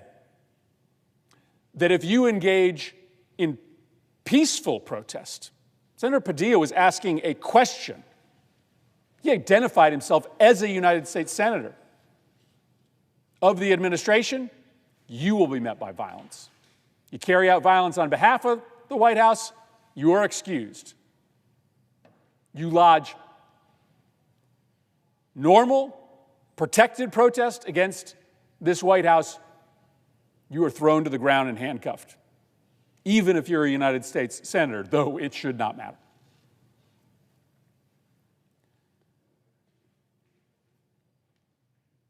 And so the early reaction here, it should be chilling, Because once this becomes normalized, I don't know how you put it back in the bottle. We shouldn't assume that this democracy survives forever. This is a revolutionary experiment 250 years in. It's fragile. This idea that we govern ourselves, this idea that we respect through rule and force of law people who disagree with us. 0.0001% of humans have ever lived under a system like that in which they decide for themselves the law. Their protest, even against the most powerful people in the country, is protected by law. That idea is unnatural. It is in some ways almost destined to fall apart. And yet, for 250 years, we have not let it fall apart. We have decided that our fealty to that idea of free speech, of protected free speech, even if it rubs up against the ruling elites, the ruling class, the White House, the most powerful people in the country, in an uncomfortable way, will be protected. And so for 250 years, we have together, Republicans and Democrats, decided that that principle of free speech was more important than our political stripes, than loyalty to our party's leader or our party's ideas. And so at some point tonight, a Republican has to come down to this floor. At some point this weekend, some of our Republican colleagues have to speak out. On behalf of this fundamental American idea, on behalf of the United States Senate, on behalf of our colleague. We can still fight on tax policy and immigration policy. We can have big disagreements about the reconciliation bill. It will not harm my Republican colleagues' ability to render argument on the things that matter to them. It's okay for us to agree that what happened to Alex Padilla 2 hours ago crosses a line. It doesn't compromise my Republican colleagues' integrity as Republicans to decide that there is still right or wrong, that not everything is black or white, that 2 + 2 sometimes has to still equal 4. What happened to Senator Padilla should not have happened. He identified himself. It's not true that he didn't identify himself. What happened to him in the room is not justifiable, but certainly what happened to him outside the room isn't justifiable. Once he was removed from the room, being thrown to the ground as he is identifying himself as a senator, being handcuffed, can't be justified. So we're going to hang around on this floor in hopes that at some point, somehow, and I know not all of our Republican colleagues are still in town, speak up on behalf of this basic premise, this basic foundational idea of America, that even when protest rubs you the wrong way, even when you don't like the form or substance of it, that we are no longer the country that we love, the country that we teach our kids about, if we don't find a way to come together to object to protest being met with this kind of violence. I yield the floor.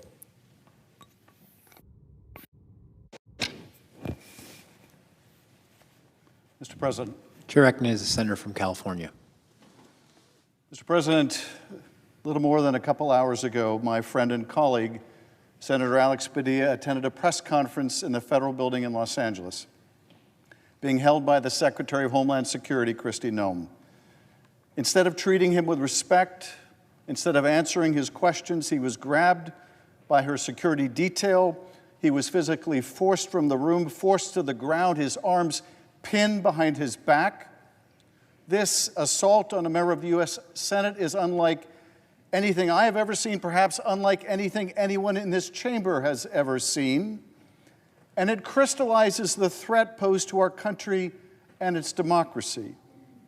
If the administration can so mistreat a member of this body, what can it do to every other American? What can it do to every other resident of the United States of America? What can it do to you? What can it do to your neighbor and to your community? The abusive treatment of Senator Alex Padilla, however, did not take place in isolation. It took place at a time of heightened tension in Los Angeles and around the nation. Earlier this week, I returned from my home in Los Angeles, a city in which thousands have peacefully protested the administration's harsh immigration policies, and in which the president has ordered the mobilization of thousands of National Guardsmen and hundreds of Marines in order to deal with a few hundred vandals and miscreants that local law enforcement was more than capable of subduing. And the question is, why? Why order in the military if they are not necessary? Why order in the military over the objection of local and state officials? Why go to the expense? Why go to the trouble? Why undertake such an obvious provocation? Why, in a city of over 500 square miles, did Donald Trump believe it was necessary to escalate so dramatically over the vile acts of a small number of people in the space of a few blocks? These are some of the questions I imagine that Alex Padilla wanted to ask the Secretary of Homeland Security. But now today we must add one more question. Why would they treat Senator Alex Padilla with such forceful and disgraceful disregard, forcing him to the ground? Why? And the answer involves failure and distraction and disrespect and disregard. Failure of the president's immigration policy, failure of his economic policy, a desire to distract from these failures, disrespect of our military and its role in civil society, and disregard of our democracy and the principles upon which our nation was founded. Let's start with failure, the failure of Donald Trump's immigration policy, the failure in particular of his promise to deport massive numbers of violent criminals, a failure that was inevitable because it was based on a lie, a foundational lie, foundational to his campaign and to his presidency, the original lie of the Trump campaign, the one he spoke as he descended the golden escalator in 2015 and suggested to the American people that most of the folks coming to this country as immigrants and migrants were murderers and rapists and violent criminals bent on doing harm to the American people. That foreign nations had opened their prisons and let out their worst offenders so they could come to the United States and destroy our way of life. It was a big lie. It was an audacious lie, but a lie that the president hoped he could ride a wave of fear that he could in turn ride into office. The truth, of course, is the vast number of people coming to this country are peaceful, hardworking people who want nothing more than an opportunity to get ahead, to enjoy a good life, and to provide for themselves and for their family. The American people understood this, but they also understood that our border was broken, that our system was chaotic, that the immigration itself, the system was itself broken, that asylum cases took too long to adjudicate, and people waiting lawfully to immigrate should be given priority of those who do not. As President Donald Trump promised, his focus would be on the deportation of violent criminals. But he also promised mass deportations, and the only way to square that conflict between the very specific and the very broad was to go back to that original lie, that all immigrants are violent criminals who mean us harm. If you can make the country believe that, you don't have to be targeted in your immigration raids.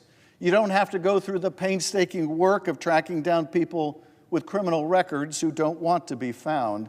If you believe the lie that all immigrants are violent criminals, then you can do broad immigration sweeps at restaurants or on farms, in garment factories or high school graduations, in random neighborhoods and homes, or at the Home Depot. Just go out there and arrest illegal aliens, the president's deputy chief of staff, a frustrated Stephen Miller, demanded. after berating department officials for the slow pace of their operations. 3,000 arrests a day, the administration insisted on as a new quota, and gone was any pretense of looking for violent offenders. And so the indiscriminate raids and the indiscriminate cruelty began to multiply. People picking up people who show up for immigration appointments or take the oath of citizenship or to take that oath only to deport them. Separating fathers from their sons and daughters, mothers from their children, husbands from their wives.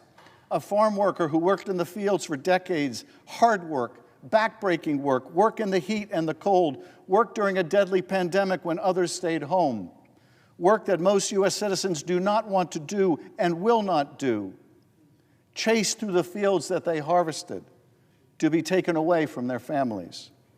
A mother chased down the street by hooded ICE agents away from her terrified and screaming teenage daughter. Americans did not vote for this, do not want this, and in the midst of this, the American people started to speak out, at first in small ways, in private conversations after the deportation of their neighbors, and then in more public ways, at town halls and in letters to the editor, on social media and in gatherings at their schools. And then as the raids increased in their scope and the scope of their cruelty, by taking to the streets as is our God-given right and also a right given by our Constitution. Some of those protests have taken place in Los Angeles, where Angelenos gathered to speak out against these actions, against the separation of families and the injury to our communities and our economy. And in the midst of these protests, some number of agitators were attracted by the conflict and saw it as an opportunity to vandalize, assault law enforcement, and engage in other reprehensible conduct. Like moths to a flame, every city has these miscreants, and so does Los Angeles. They care not about immigration policy or immigrants or migrants who are affected, and our state and local law enforcement are more than capable of dealing with them, and they did. But amidst the failure of his immigration policies and the backlash, Donald Trump saw an opportunity.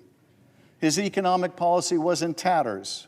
His tariff wars were not improving our trade with other nations, and instead were prompting the boycott of American goods by close allies like Canada and causing layoffs at American ports, higher prices at Target and Walmart and elsewhere.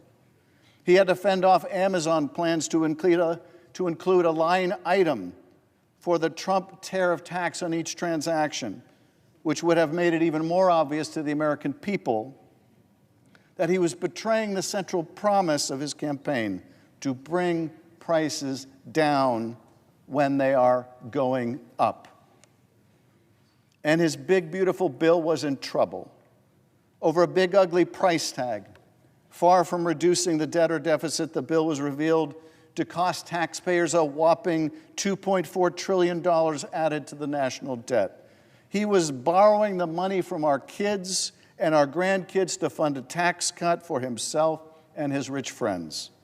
Even the world's richest man, and heretofore the president's biggest benefactor, Elon Musk, called the bill a disgusting abomination and made it clear that Republicans should be ashamed of voting for it. And the opportunity Donald Trump saw in all this failure was this: call in a distraction, call in the troops, call in the Marines, not to save a city, but to save himself from drowning in failure. And so he did. 4,000 troops from California's National Guard and 700 from the Marines. And the reaction in Los Angeles, of course, was the one that he desired: escalation, not de-escalation, more conflict, not less, more chaos, and the kind of chaos he thrives on, the kind of chaos where the insurrectionist come president, the man who, on his first day, pardoned hundreds of criminals who beat police officers, could somehow try to reclaim the mantle of a law and order president. It has not worked. It will not work.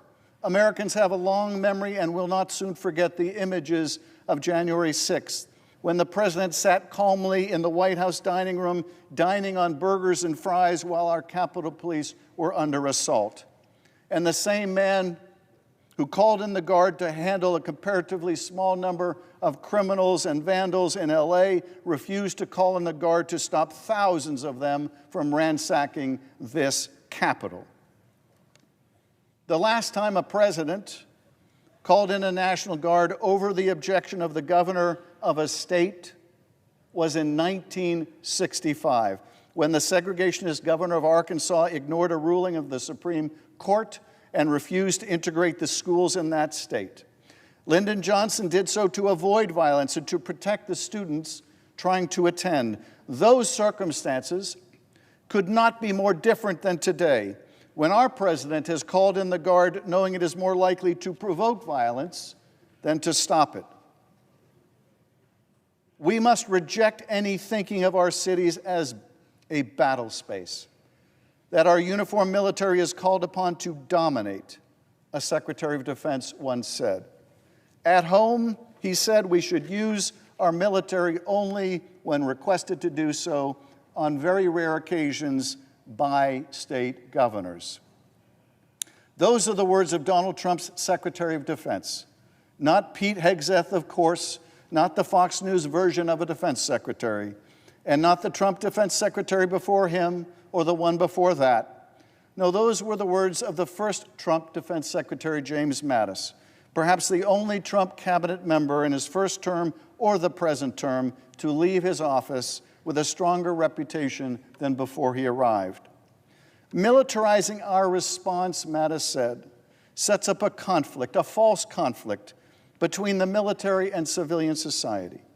It erodes the moral ground that ensures a trusted bond between men and women in uniform and the society they are sworn to protect, and of which they themselves are a part. Keeping public order, he said, rests with civilian, state, and local leaders who best understand their communities and are answerable to them. Now in California, we love our National Guard. We revere them as we do the Marines. The Guard is always there when we need them. During fires and floods, after devastating earthquakes, they serve us at home and abroad, always protecting our interests, our lives, our homes, and our freedom. There is a bond between us, a bond of respect, affection, and trust that must not be broken. Donald Trump does not understand this. He cannot understand it any more than he can understand why people choose a life of military service. The man who once called soldiers, sailors, Marines, and airmen who fight and die on our nation's behalf suckers and losers could not possibly understand. Nor does he care about misusing them if it suits his personal or political interests, as his partisan, disrespectful, and inflammatory speech at Fort Bragg makes clear, as does his commandeering of the military for a costly parade to celebrate his birthday this weekend. Now, there is a birthday worth celebrating this weekend, but it is not the president's, and that is the 250th anniversary of the U.S. Army, an army that my father was very proud to serve in. We can and should honor the Army, but a celebration of the vanity of a president who does not himself celebrate the military but only his control over it, that is not a cause for celebration.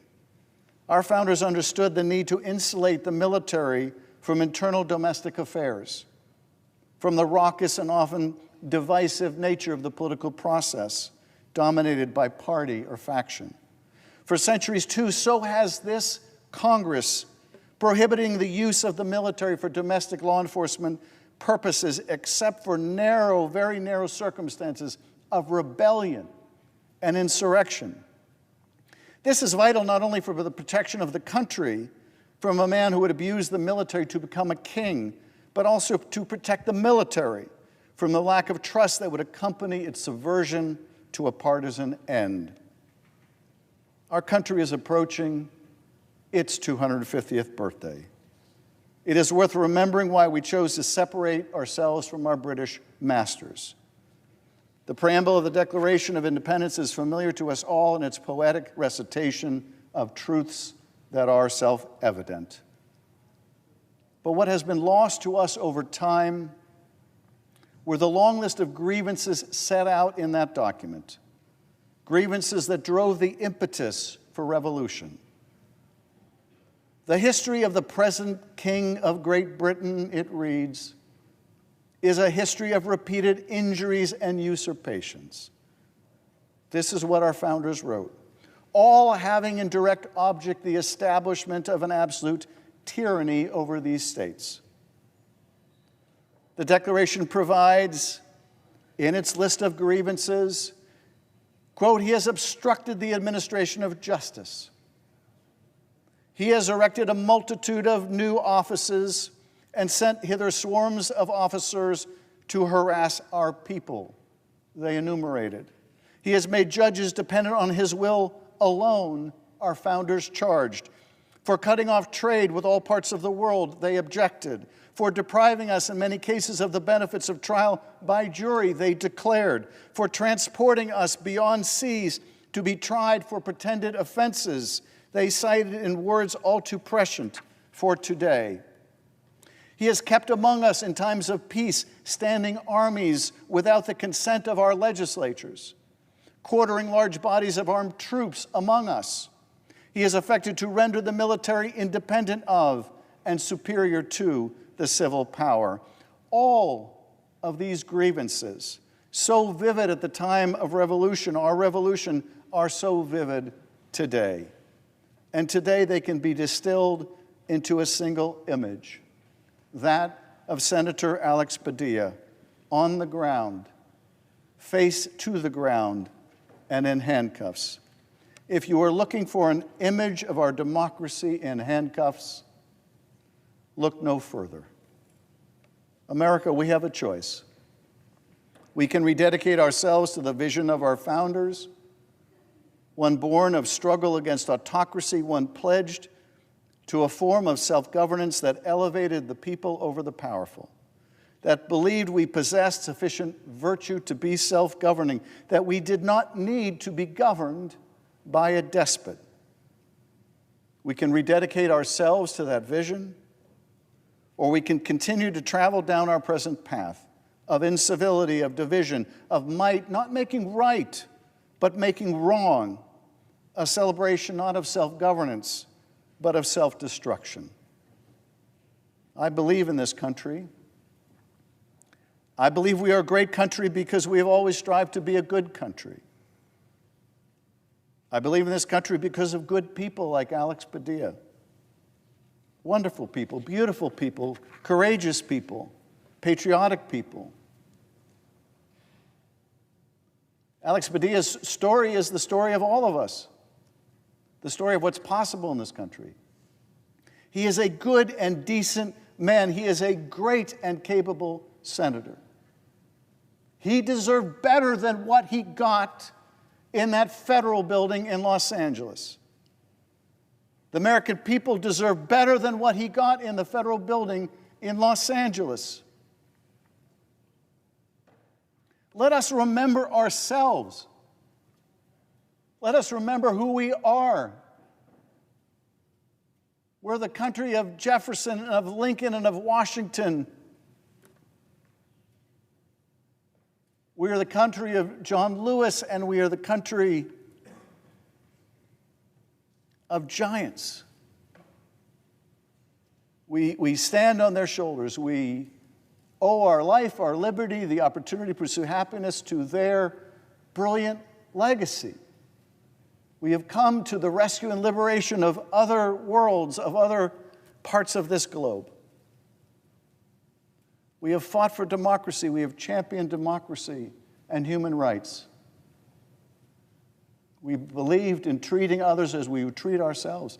This is who we are. Alex Padilla face down in a federal building, forced to the ground by agents of the Secretary of Homeland Security. This is not who we are. I can't help but think of the words of my late and wonderful colleague Elijah Cummings, because they have always been such a potent reminder, we are better than this. We are better than this. We are not a country that sends the Marines into a city, not to restore order, but to create disorder. We are a better country than that. We are not a country that needs to have a parade honoring our president, to showcase our military might on his birthday. We are a better country than this. There have been giants who have served in our military. There have been giants that have served in this body. Great people. Come from all different backgrounds. And the strength of this country is that is still so possible. You can come from any beginning and end up here. And we've been a country that has welcomed people from around the world because we've understood they bring their genius and their work ethic and their striving with them, and it has lifted our country forward. We have that beautiful Statue of Liberty, not because we disdain immigrants, not because we view them as a threat, but because we celebrate what they have brought to this country.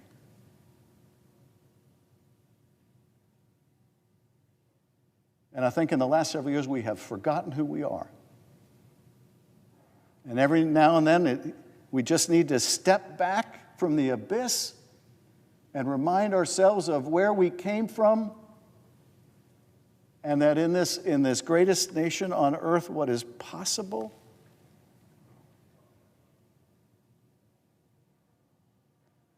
I didn't serve with Alex Padilla in the state legislature and didn't get to serve with him or really get to know him well until I came to this body. And I told my colleagues when I got here, you're all wonderful people, but nobody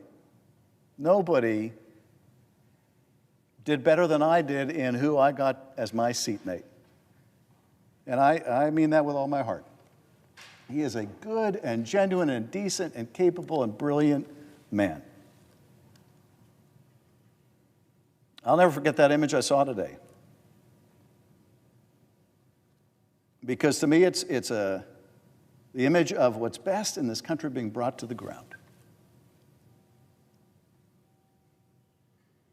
And so, Mr. President,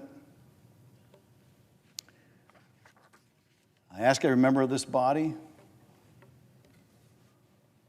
to think about the legacy we've been charged with protecting and what we're going to do from this day forward to make sure that this incredible experiment in self-governance continues, and that we never see an act like we saw 2 hours ago take place again in the United States of America.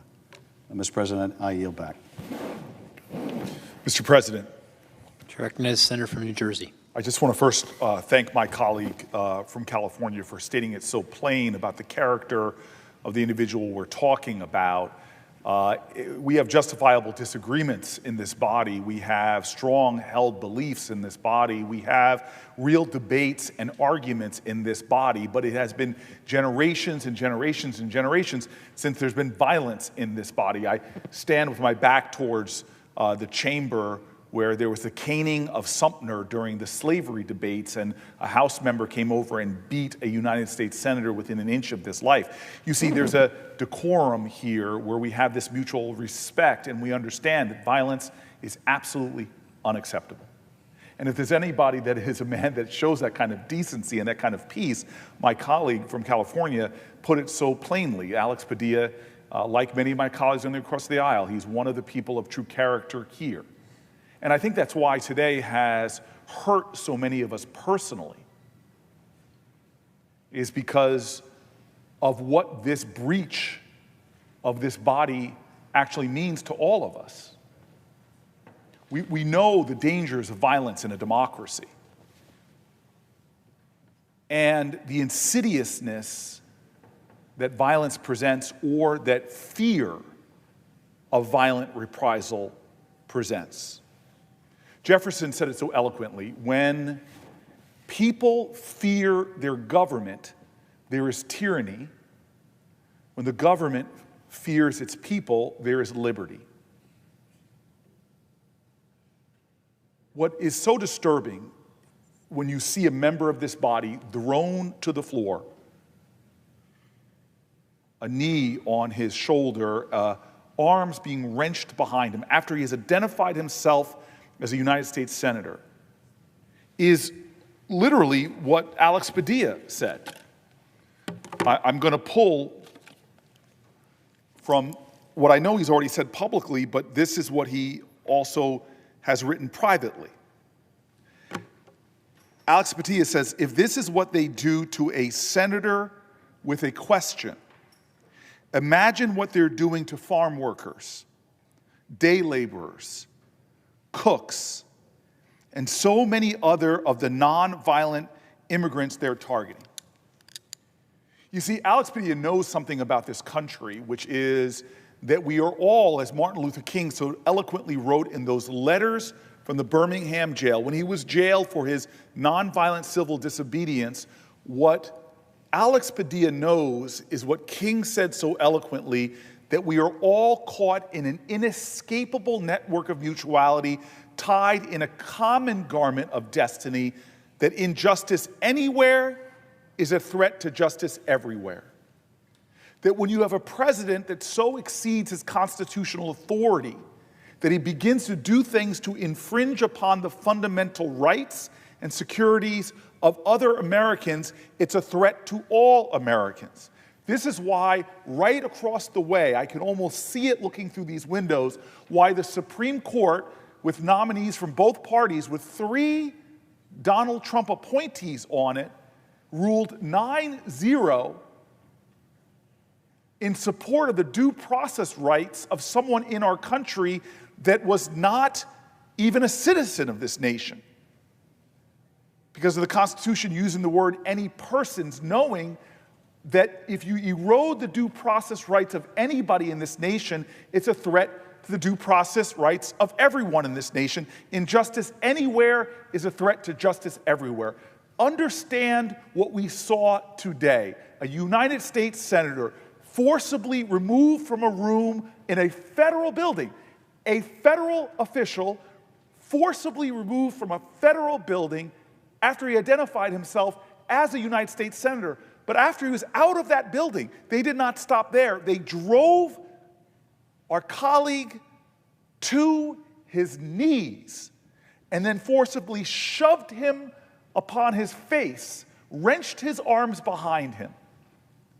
And Alex Padilla writes that if they do that to me, what are they doing to farm workers and cooks and domestics? What are they doing to other people? What does that mean if they're using the violent force of government unjustly against him?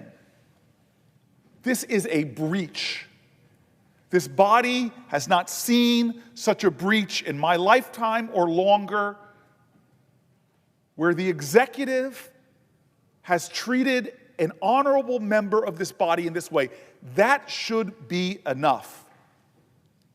But our colleague correctly points out that if we are in an environment where that is happening to a United States senator, what does it say? If the government of the United States is unjustly taking violent action against a United States senator, dear God, what does it mean for other Americans? That's what Alex Padilla asked today. Now, I will tell you this. This is not an isolated incident. That is the challenge. We have already seen the actions taken against a mayor, a local government official, who himself was forcibly handcuffed, dragged into a police vehicle, held for hours as a prisoner And then when he finally got before a judge, that judge reprimanded this administration for an abuse of their power. Alex Padilla sees this with the violation of the due process rights of individuals going on in this country. Alex Padilla has seen this with a mayor in America unjustly incarcerated, handcuffed, held. This is the challenge we have in this moment. I love this quote by my favorite author, James Baldwin, who wrote this letter the night that authorities came and arrested Angela Davis. He said, "If they come for you in the morning, then they will come for me at night. If they come for you at the morning, then they will come for me at night." This administration, in its abuse of power, in the audacity of handcuffing, of violently assaulting, of forcibly pushing to his knees and onto his stomach a United States senator, what does that say? We all gather right there as senators to raise our hand and swear our oath to uphold the Constitution. But we're not the only ones. Members of the Supreme Court do that. They're not the only ones with members of this body. Administrative officials do that as well. We are bound by the laws of this land. And the terrifying thing for every American should be a government that is not restrained by the law, by a government that misuses its power, and not just its power to use violence unjustly against its citizenry.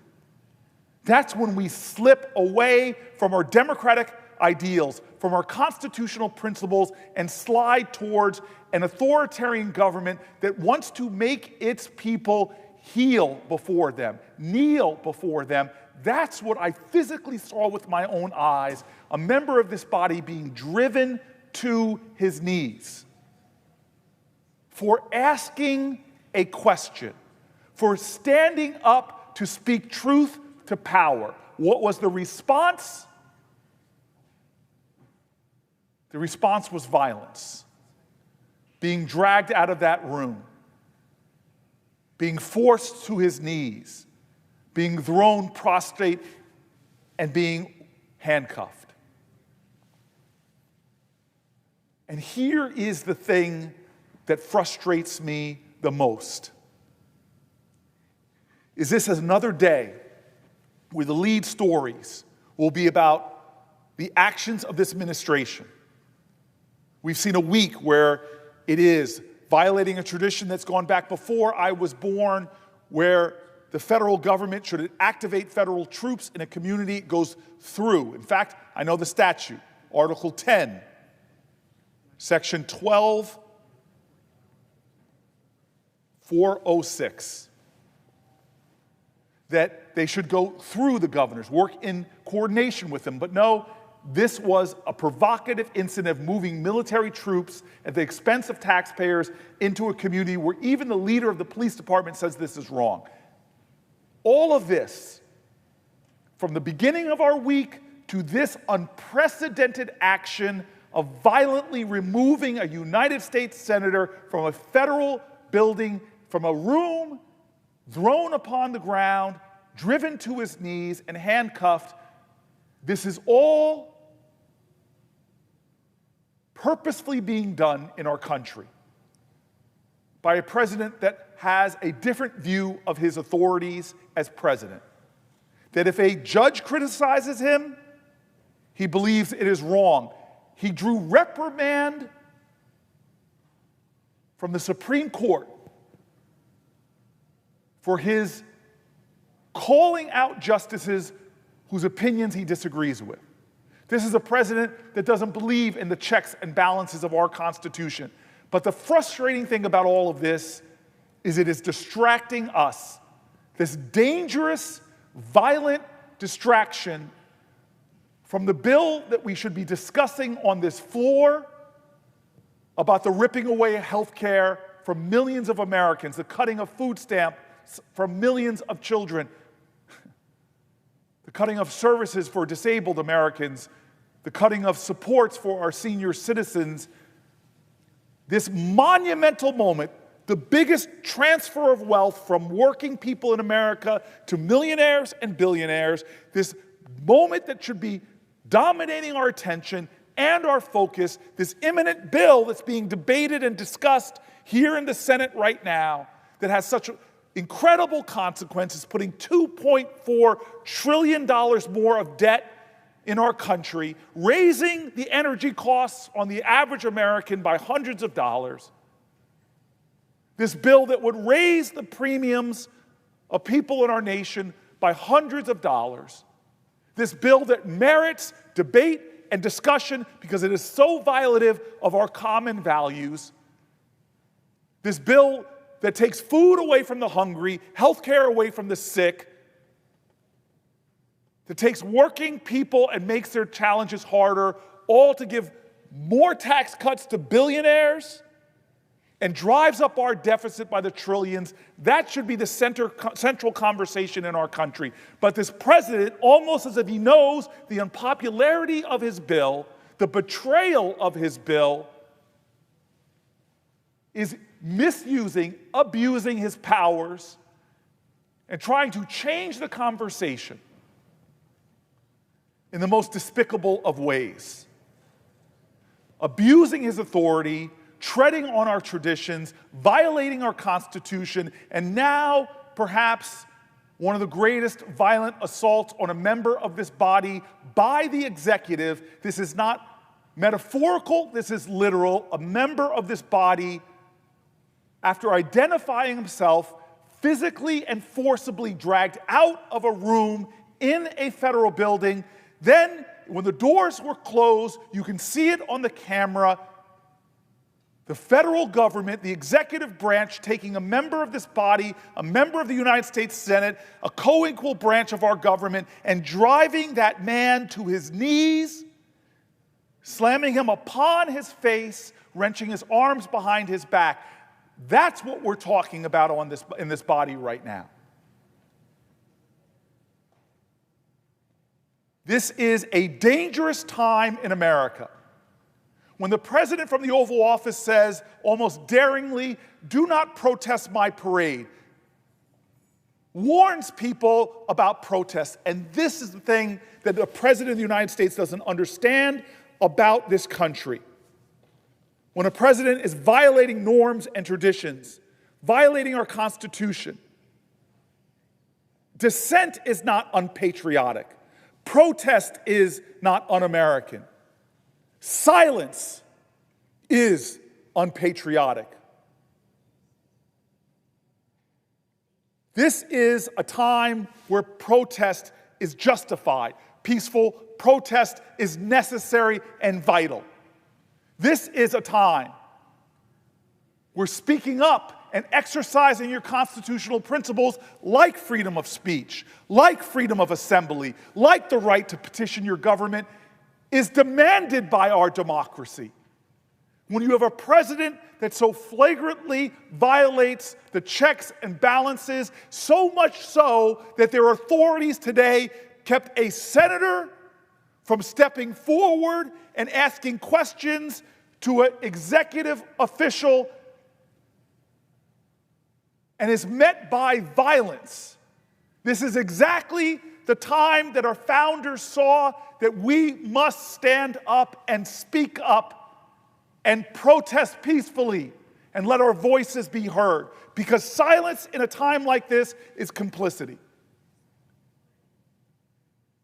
And my colleagues on the other side of the aisle have to see this. It doesn't take that much mental acuity to understand that if this was the Biden administration or the Obama administration and an official used their security detail to put another person in this body, to put a senator from the other side of the aisle on their knees and in handcuffs, we would see outrage.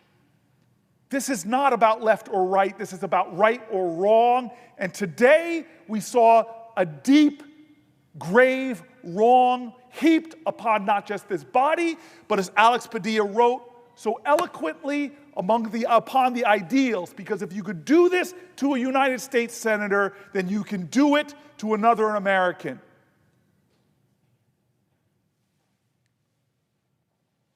Mr. President, I yield the floor. Mr. President. To recognize the senator from Connecticut. Thank you, Mr. President. Senator Booker and I have now spoken several times on the floor. Senator from California has been here multiple times. We are doing so because we saw the look in our colleague's eyes as he was being violently thrown out of that room. You lost contact with his eyes in the hallway as he was being pushed stomach down onto the ground and handcuffed. One of our colleagues suggested that Senator Padilla got what he wanted. If you saw Senator Padilla's eyes, if you saw Alex's eyes as he was being pushed out of that room, you saw a man who did not expect to be treated that way, who thought that he was coming to register his dissent, his objection to something deeply serious and illegal that was happening in his state. He had a responsibility as a senator to speak truth to power. And so we are here on this floor speaking repeatedly in hopes that at some point some of our Republican colleagues, whether here or in other public statements, will register some degree of concern for what happened to their colleague. We lose our democracy if we lose our ability to dissent. In 1722, in a newspaper started in Boston by the name of the New England Courant, one of the country's first newspapers, a series of essays began to appear that were speaking to some really radical ideas for 1722. This is 20 years before Thomas Jefferson was born. This is 50 years before Thomas Paine wrote Common Sense. This is 1722. And the author's name is Silas Dogood. Silas Dogood writes in the New England Courant, "Whoever would overthrow the liberty of a nation must begin by subduing the freedom of speech, a thing terrible to public traitors." Silence goes on to say, this sacred privilege of free speech is so essential to free government that the security and prosperity and the freedom of speech always go together. And in those wretched countries where a man cannot call his tongue his own, he can scarce call anything his own. In 1722, this was a radical idea.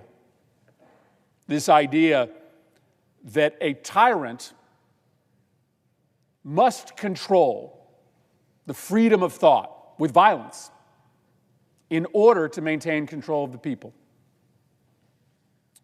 The New England Courant was owned by a man named James Franklin, and he probably didn't know that Silas Dogood was a pseudonym for his 16-year-old brother named Benjamin Franklin. That's Benjamin Franklin writing in 1722, 16 years old. Whoever would overthrow the liberty of a nation must begin by subduing the freedom of speech. What happened to Senator Padilla today, it does stand in context. I say again, it does matter that on that day in which violence was used against the United States Capitol as a means to try to upset our democracy, it was cheered on by a president who then pardoned those violent rioters.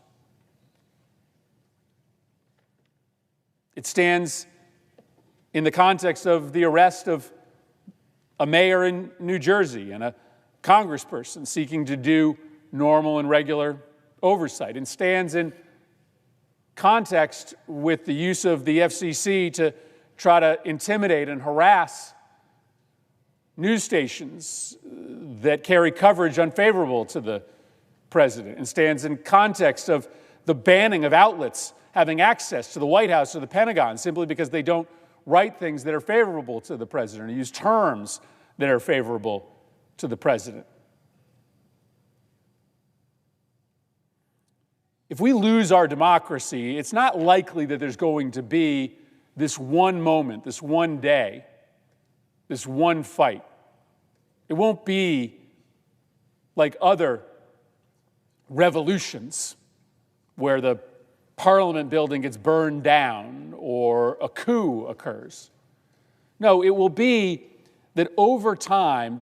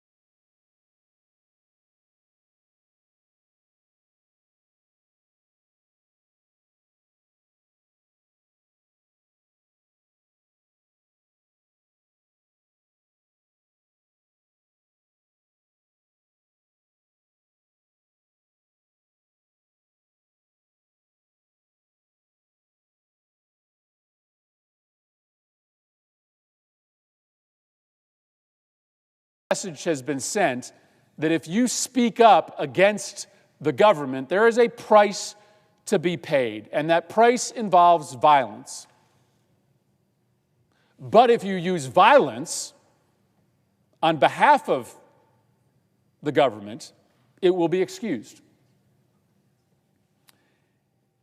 And so, why we are still on this floor tonight is, sure, we have immense respect for our colleague, and I believe he has respect across the aisle. Senator Padilla is a decent human servant who doesn't deserve to be treated that way. We're here because he's our friend and our colleague.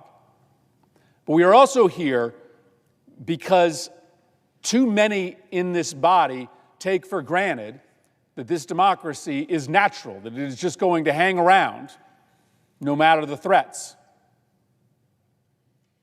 The effort that this administration is undergoing to excuse and normalize violence when it happens in advancement of the administration's political priorities, and then to suppress nonviolent speech in a multitude of ways.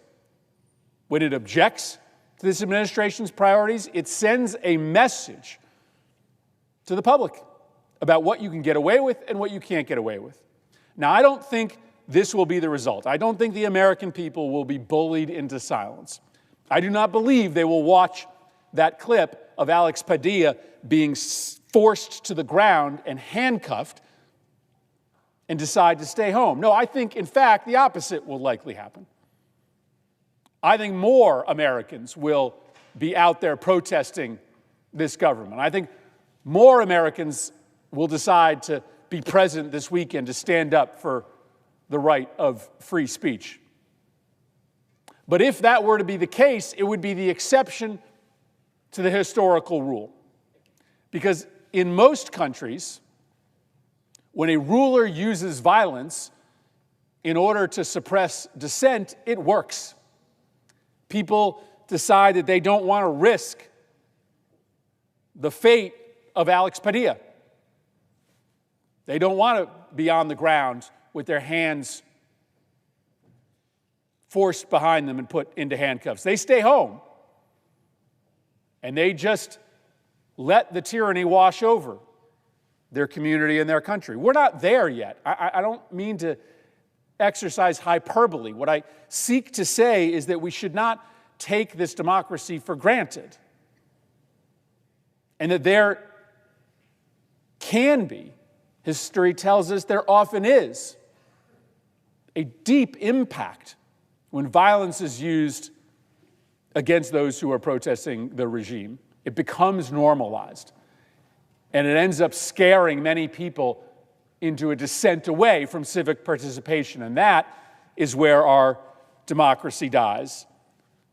This sacred privilege, the privilege of free speech, the privilege to protest your government, says 16-year-old Benjamin Franklin, is so essential to free government that the security of prosperity and the freedom of speech always go together. Men cannot be prosperous, he says, without having access to the freedom of expression. Senator Padilla was doing his job. Sure, you can decide that he was being disrespectful, but that's not illegal. You could decide that he, in the alternative, should have waited until the press conference is over, but nothing he did warranted the treatment he got. And when you stand it side by side with the pardoning of the January 6th protesters, the attempt to bully the free press into towing the administration's line, the deployment of the National Guard and the Marines to a protest in California that was largely peaceful and basically just encompassed 1 or 2 square blocks, nobody mistakes what that agenda is about. That agenda is about trying to bully the American people into silence. And once again, the first several comments from our colleagues justifying the handcuffing and violence to Senator Padilla simply because they believe he was disrespectful paints a really dangerous picture of where we're heading. Senator Booker is right. The focus should be on the violence that's being done to the American people's health care right now. We're debating a bill right now as we speak to rip health care away from upwards of 15 million Americans. That's extraordinary. That's a healthcare catastrophe. That's not just 15 million people losing their health care. That's hospitals, drug treatment centers, health clinics shutting down when you pull almost $1 trillion out of the Medicaid system. There's a new budget analysis today that shows that the poorest 30% of the country, 40% of the country, will be poorer after this bill passes, just so that the richest 10 or 20% can get a massive new tax cut. In fact, the richest people in this country will get an average $270,000 tax cut. Literally a transfer of wealth from the poorest people in this country. People who are working minimum wage jobs are going to be poorer after having passed this bill in order to enrich the folks who are doing super well. And we're going to add $3 trillion to the deficit. Just going to put it on our kids' credit card. That's maybe the most unpopular major piece of legislation that has ever come before the United States Senate. That's an agenda that you probably can only impose on the nation by force. By force. Because if people have the right to protest, if they have the ability to stand up to the most massive transfer of wealth from the poor and the middle class to the rich in the history of the country, it might not pass. That protest movement might be big enough in order to change the minds of enough members of this body so that that agenda might pass. It may be that that bill is so unpopular that the only way that you can get it to pass is by using violence and the threat of violence to suppress protest and free speech. So, we are still here hours after this incident because we care about our colleague, because we believe this is ultimately going to do immense damage to this institution that we love. I've done hard work with many of my Republican colleagues. I deeply care about many of my Republican colleagues. I don't know all of them well, but I know enough of them to know that there are patriots, there are people who believe that America matters more than our party. I showed that video to several of my Republican colleagues as we were leaving the chamber today. I saw their jaws drop. I know their human reaction to what they saw, but I also know that there is a tendency in this version of the Republican Party to circle the wagons around one message, that if Democrats say X, then Republicans have to say Y. That doesn't have to be the case every time. It just doesn't. There can be true things, and a true thing is this. That was an excessive, impermissible amount of force that was used on Senator Padilla today. We can say that together. Even if you agree with the president on his decision to deploy the National Guard, even if you hate every single one of those protesters, even if you don't like Senator Padilla, which is hard, because he's a freaking hard guy not to like, but even if you believe all those things, you can say that what happened today is not all right. And that the White House should admit that there should be an apology, and that there should be protocols set in place to make sure that if a United States Senator shows up to a public event, he didn't bust into a private meeting. This was a press conference designed to be public, to transmit public information. He wanted to make sure that that was accurate information. Maybe you don't like the way that he did it, but what he did is not illegal. What he did does not deserve that treatment. We can decide that that's wrong. We can recognize the danger to this concept of free speech defended in 1722 by a 16-year-old Benjamin Franklin is serious enough for us to speak together with one voice. So my Republican colleagues may think that we are belaboring the point, but this is an important moment for the Senate and for the nation. I yield the floor.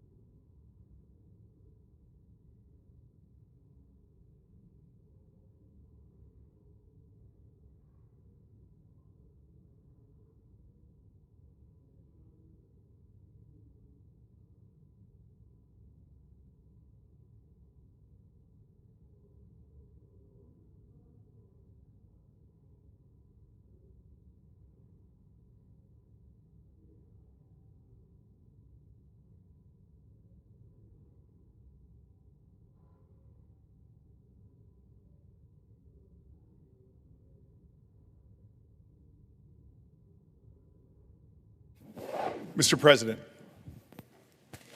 Chair recognizes the senator from New Jersey. I'm grateful for the recognition. I know we have been talking here now for quite some time about an incident that's unprecedented.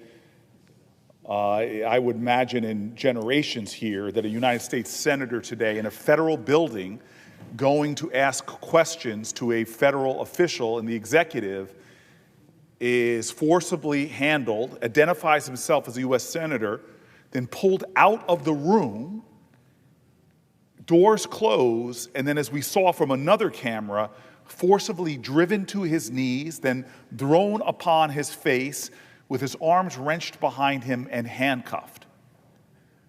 It is such a breach to have one of our members of this body treated in such a way for, as one of the officials from the Department of Homeland Security says, for being disrespectful and performative. Well, if that is a reason for people to be thrown on the ground, forcibly handcuffed, most of this body would have had that experience. This is something far more serious when we see that oversteps of power. Now, I have seen this with LaMonica MacGyver doing her oversight authority, being caught up in a storm of officials going to arrest a mayor who then, the judge said, clearly was wrongfully arrested. We've seen this in the overstepping of the bounds of propriety, but this act of violence against a member of this body demands a response. Now, we have seen what happens when government abuses their power, when they engage in violent actions against their citizenry. Indeed, we have seen this in its extreme cases time and time again throughout our history, unfortunately. In the labor movement, in the suffrage movement, in the civil rights movement. We know that when state officials in Alabama met John Lewis and marchers across the Edmund Pettus Bridge, and they were met with such violence, the intention there was to suppress our freedoms. We are in a time now where we're seeing protests planned all across the United States of America, hundreds of protests coming this weekend. And as Alex Padilla himself has asked, if they can do this to a United States senator, what does that say to the average American who wants to exercise their constitutionally protected rights to protest, to petition their government, to speak up. More than this, Alex Padilla in this body has come in a very unusual way. He is the son of Mexican immigrants, a short order cook, and a woman who cleaned homes. In this environment where we have seen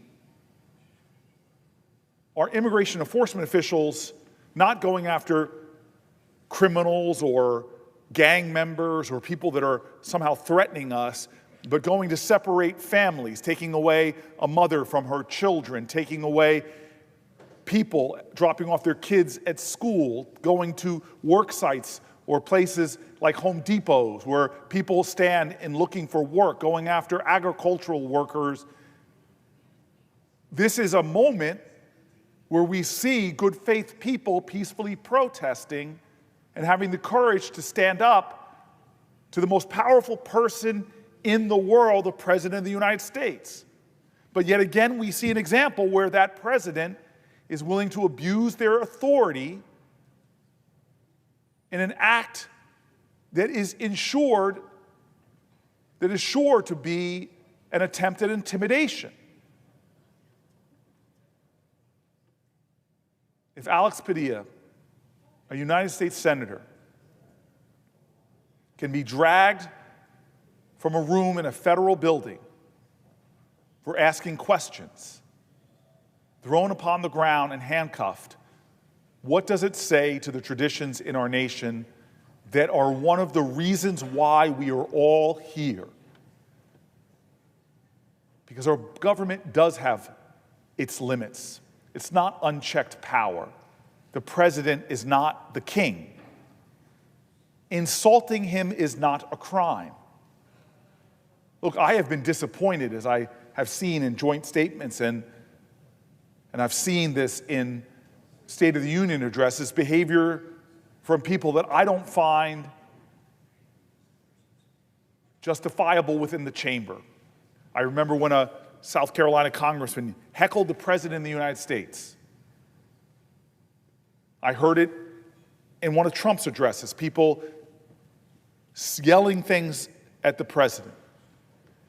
Is that, in a democracy, sufficient provocation to arrest senators or congresspeople who are, quote unquote, disrespectful, as Alex Padilla was accused of being, as if that's a justification to be thrown upon the ground, violently handcuffed?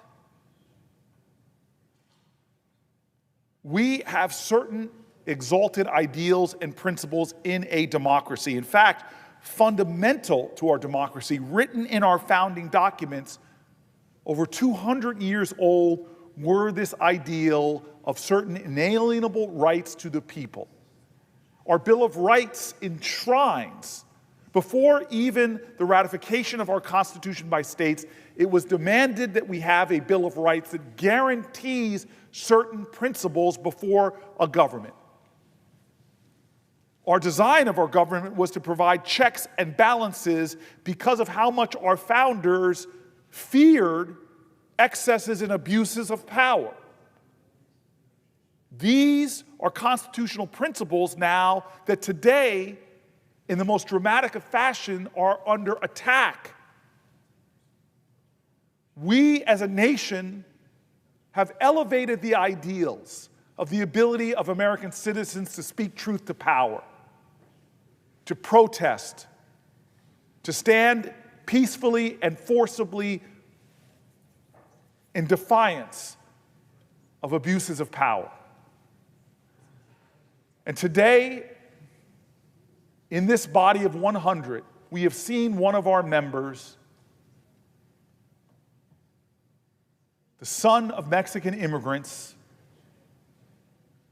the son of a short order cook, and a woman who cleaned houses in the most noble of fashions, who invested themselves in our common dream, who invested themselves in our ideals, who raised an extraordinary young man who has lived his life in service of others, starting in Los Angeles, starting as a city council person in that very city, a graduate of MIT, face an indignity and an assault and violence that should not be tolerated on anybody in this body, that is an executive overreach by the President of the United States.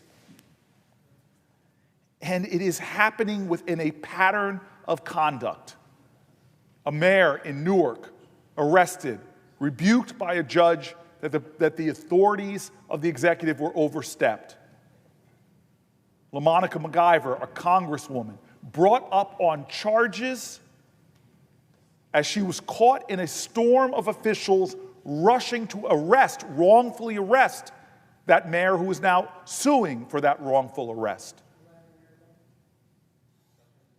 We see time and time again a pattern being created of an executive overstepping its authority, and in this case, using violence against an American citizen who also happens to be a member of this body, a United States Senator. I have strong concerns about the fear and intimidation that this president seeks to create in our society. The fear and intimidation of a president that seems to equate defiance, dissent, and protest with somehow being unpatriotic or being un-American. Well, leader after leader in our history says that when there is injustice, when there are abuses of power, when there is a federal government overstepping its bounds, it is incumbent upon the citizenry of the United States of America not to be complicit, not to be silent, not to do anything. In this nation, we breed strong voices that know that the true checks of the power of the executive are not just the judicial branch and the Congress. The true checks on abuses of power will always be the power of the people.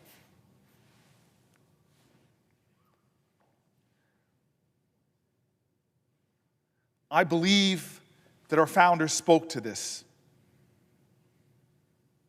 I believe that there are extraordinary words from our past, and I'd like to read some of them.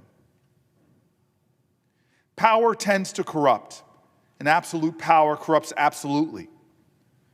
This is a quote that so guided our framers that the President of the United States is not a king. The great difficulty lies in this: you must first enable the government to stand for justice.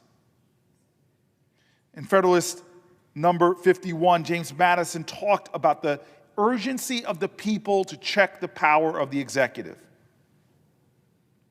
Here's Jefferson: the abuse of power is not a new thing. It is the consequence of power itself. Jefferson suggesting the urgency for us as a citizenry to be vigilant against the abuses of power. As I've said already, the words of Jefferson: when the government fears the people, there is liberty. When the people fear the government, there is tyranny.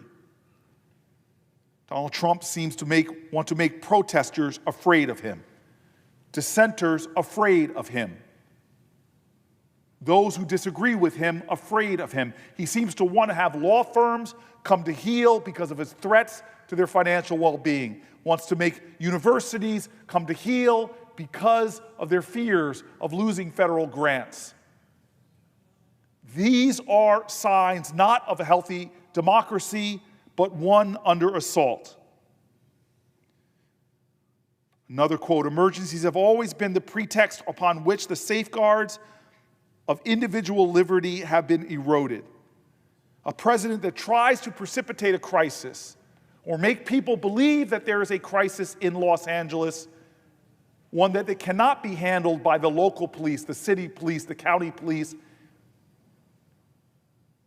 and in the farce of some serious emergency sends in federal troops. This is a president that is abusing our traditions, and as we saw today, a president whose administration, in my lifetime, took the first violent action against a member of this body who was standing up to ask questions.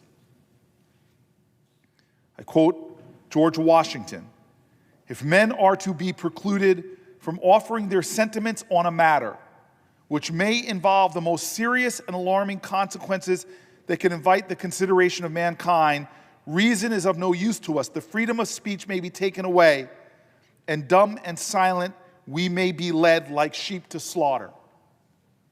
That's how important our first president thought of as the ability for the people of this country to stand up and speak truth to power, the right to free speech, the right to petition your government, the right to assemble. These are vaunted, sacred principles in this country.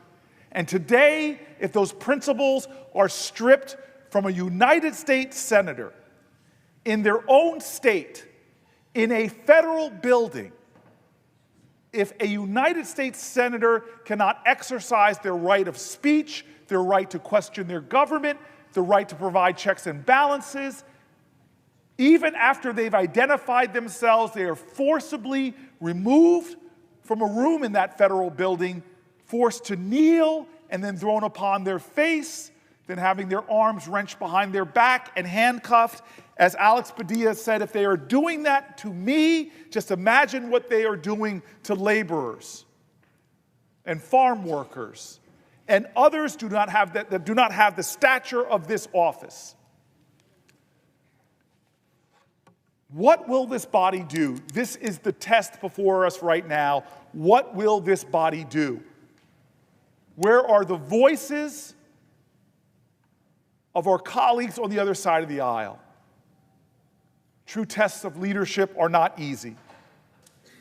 To stand in a storm, to stand for principle against politics, to stand for patriotism against partisanship, to stand up for what is right, that is what this moment calls.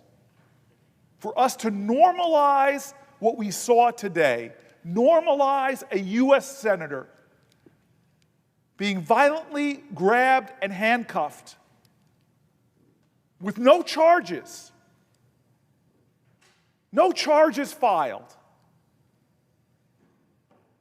If we say nothing now, our silence is complicity in that behavior by the executive. It is an erosion of our democracy, of our principles. I heard the authors of this book, How Democracies Die, speak with fear and worry about our current state of affairs in America. And one of the principles that they pointed to, one of the signs that they pointed to about a democracy in peril was violence. But it wasn't violence of political sectarian nature. Yes, that is part of it. But the worst type of violence that shows the erosion of a democracy is when the state itself uses violence unjustly against its citizenship, against its citizenry. That was the horrors of Donald Trump pardoning people that beat police officers in this building. The horrors to me was not the presidential pardon power. The horrors to me was that the very people who beat into submission police officers in order to unjustly install a president, in order to prevent the peaceful transfer of power, that very same president was saying, hey, it's all right, I'm going to call you patriots and absolve you of your convictions by a jury of your peers. Some of you who even pled guilty to your crimes, I'm going to say that that is all forgiven. The danger in that is a president saying that if you commit violent acts to my benefit, in this case, to unjustly install me in my position, then that is okay. It is encouraging violence within our society that erodes our democracy as a whole. This is the crisis we're in. This is a moment that is a test of this body. This is a crossroads in this body.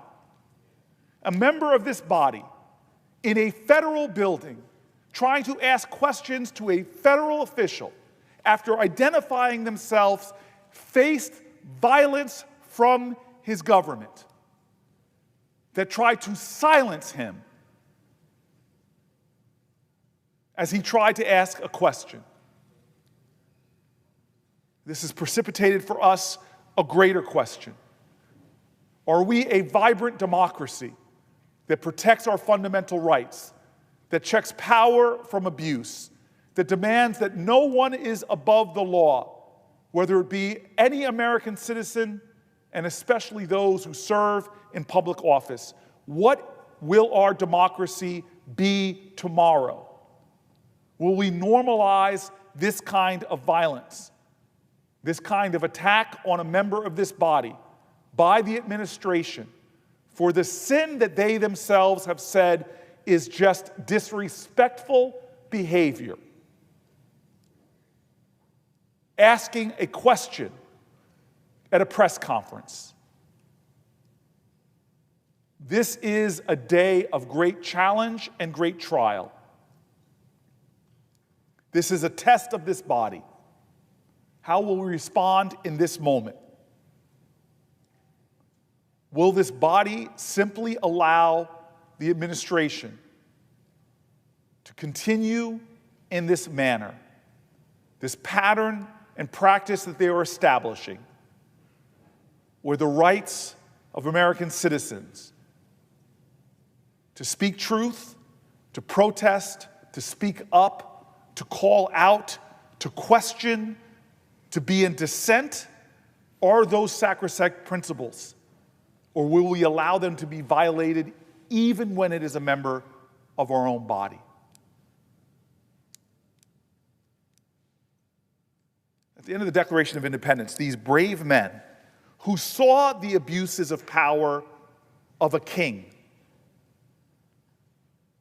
those revolutionaries who gave birth to this great democracy, those imperfect geniuses who grappled with the great ideals of their time that set up a nation not ruled by kings and queens, not a theocracy where there is some divine right of someone to rule over us, decided to vest the power in this nation with the people and created a government organized around the principle of the suspicion of concentrations of power, and created 3 branches of government to provide checks and balances, and then gave to the people of the United States of America certain fundamental rights.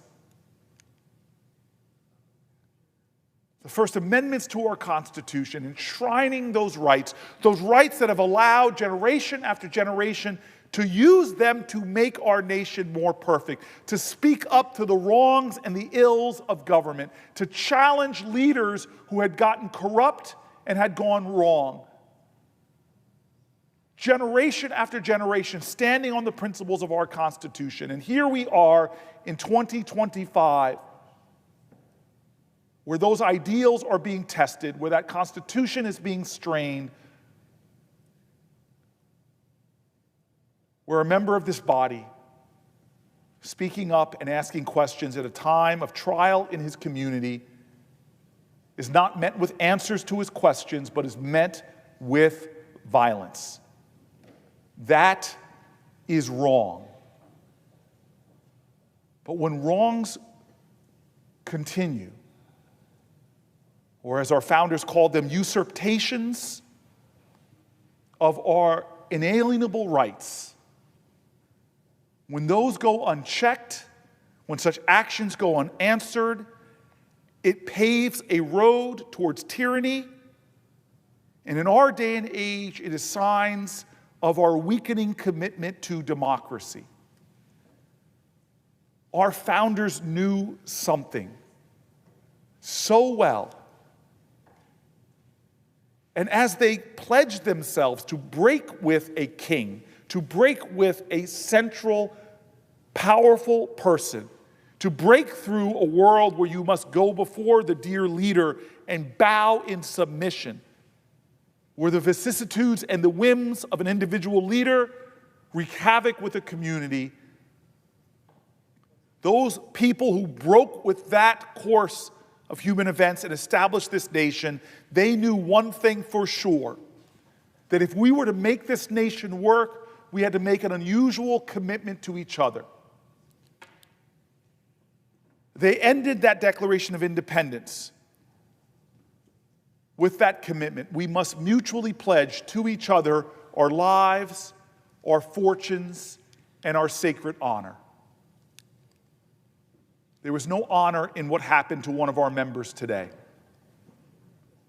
when he was taken violently and driven to his knees. There is no honor in what happened today when an American standing up to ask questions to a person in authority was met with violence. There is no honor in what happened today when a member of our body was thrown into handcuffs.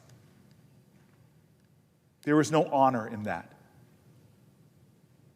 But where we can show honor, where we can honor our traditions, is in not being silent in the face of something going wrong. The truth of the matter is, our nation has seen wrongs before, but the way we dealt with them is by having others stand up and call them out to help us to correct course. When those marchers were met with violence on the Edmund Pettus Bridge, that was not the end of the story.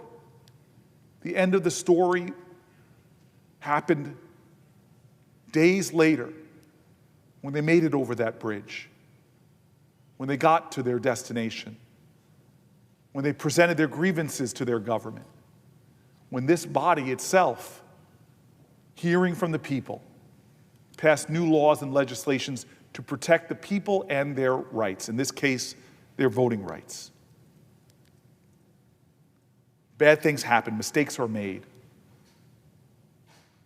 Power seeks more power. Our country is not bereft of demagoguery or hate or powerful people that wanted to suppress dissent, of people who equated opposition with being un-American. We have seen that all. But so far, we have seen people in those times having the courage to stand up and stand against it, to call it out, to demand redress, to fight for justice. This is a moment that demands that tradition. This is a moment that demands not just people on one side of the political aisle, not just one party.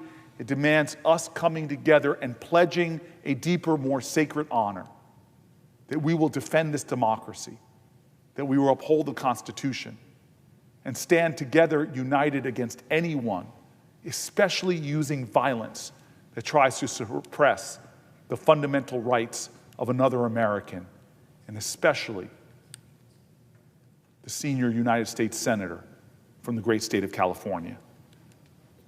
Mr. President, I yield the floor.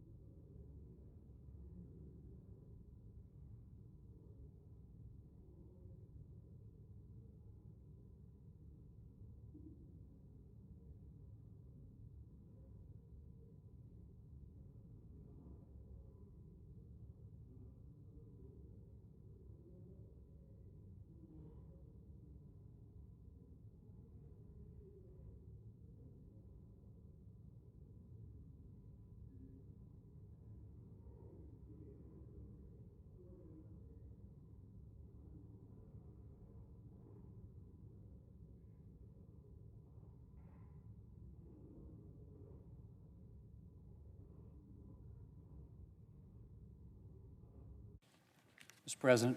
Chair recognizes the Majority Leader. Mr. President, I move to proceed to executive session to consider calendar number 145. Questions on the motion? All in favor say aye. Aye. All opposed, no.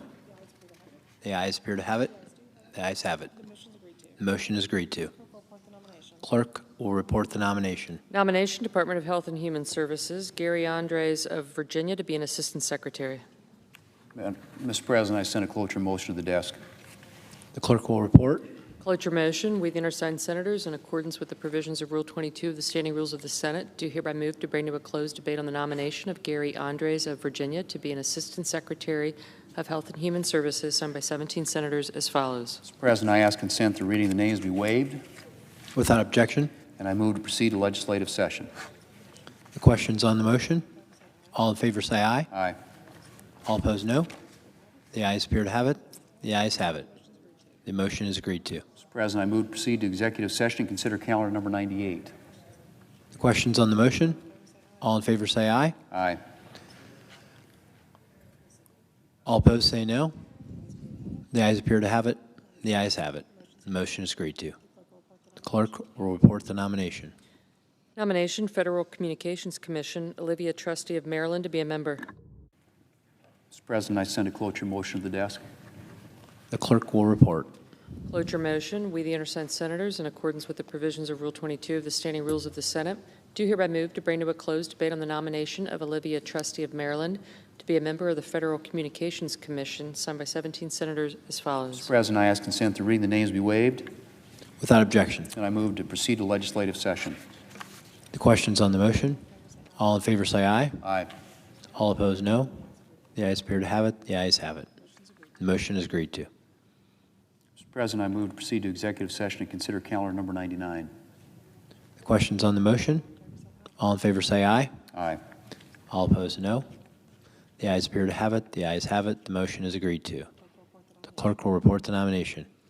Nomination, Federal Communications Commission, Olivia Trustee of Maryland to be a member. Mr. President, I send a cloture motion to the desk. Clerk will report. Cloture motion, we the undersigned senators, in accordance with the provisions of Rule 22 of the Standing Rules of the Senate, do hereby move to bring to a closed debate on the nomination of Olivia Trustee of Maryland to be a member of the Federal Communications Commission, signed by 17 senators as follows. Mr. President, I ask consent to read the names be waived.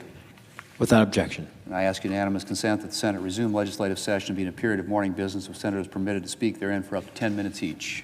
Without objection. Mr. President, I have 5 requests for committees to meet during today's session of the Senate. They have the approval of the majority and minority leaders.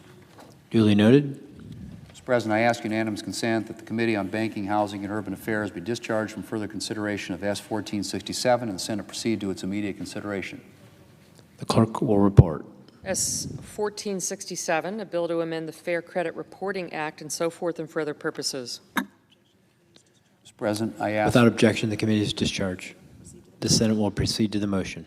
Mr. President, I ask unanimous consent that the bill be considered read a third time and passed, and the motion to reconsider be considered made and laid upon the table. Without objection. Mr. President, I ask unanimous consent the Senate proceed to consideration of S.Res. 278 submitted earlier today. The clerk will report. Senate Resolution 278, condemning the violent anti-Semitic attack in Boulder, Colorado, and expressing support for the survivors and their families. Without objection, the Senate will proceed to the motion. Mr. President, I ask unanimous consent the resolution be agreed to, the preamble be agreed to, and that the motion to reconsider be considered made and laid upon the table with no intervening action or debate. Without objection. Mr. President, I ask unanimous consent that when the Senate completes its business today, it stand adjourned until 4 p.m. on Monday, June 16th, that following the prayer and pledge, the journal proceedings be approved today, the morning hour be deemed expired, the time for the 2 leaders be reserved for their use later in the day, and the Senate be in a period of morning business with senators permitted to speak therein for up to 10 minutes each. Further, notwithstanding Rule 22, the cloture motions filed on June 12th ripen at 5:30 p.m., and the Senate vote on the motion to invoke cloture on executive calendar number 145, Gary Andres. Without objection. Mr. President, if there is no further business to come before the Senate, I ask that it stand adjourned under the previous order. The Senate stands adjourned till 4 p.m. on Monday.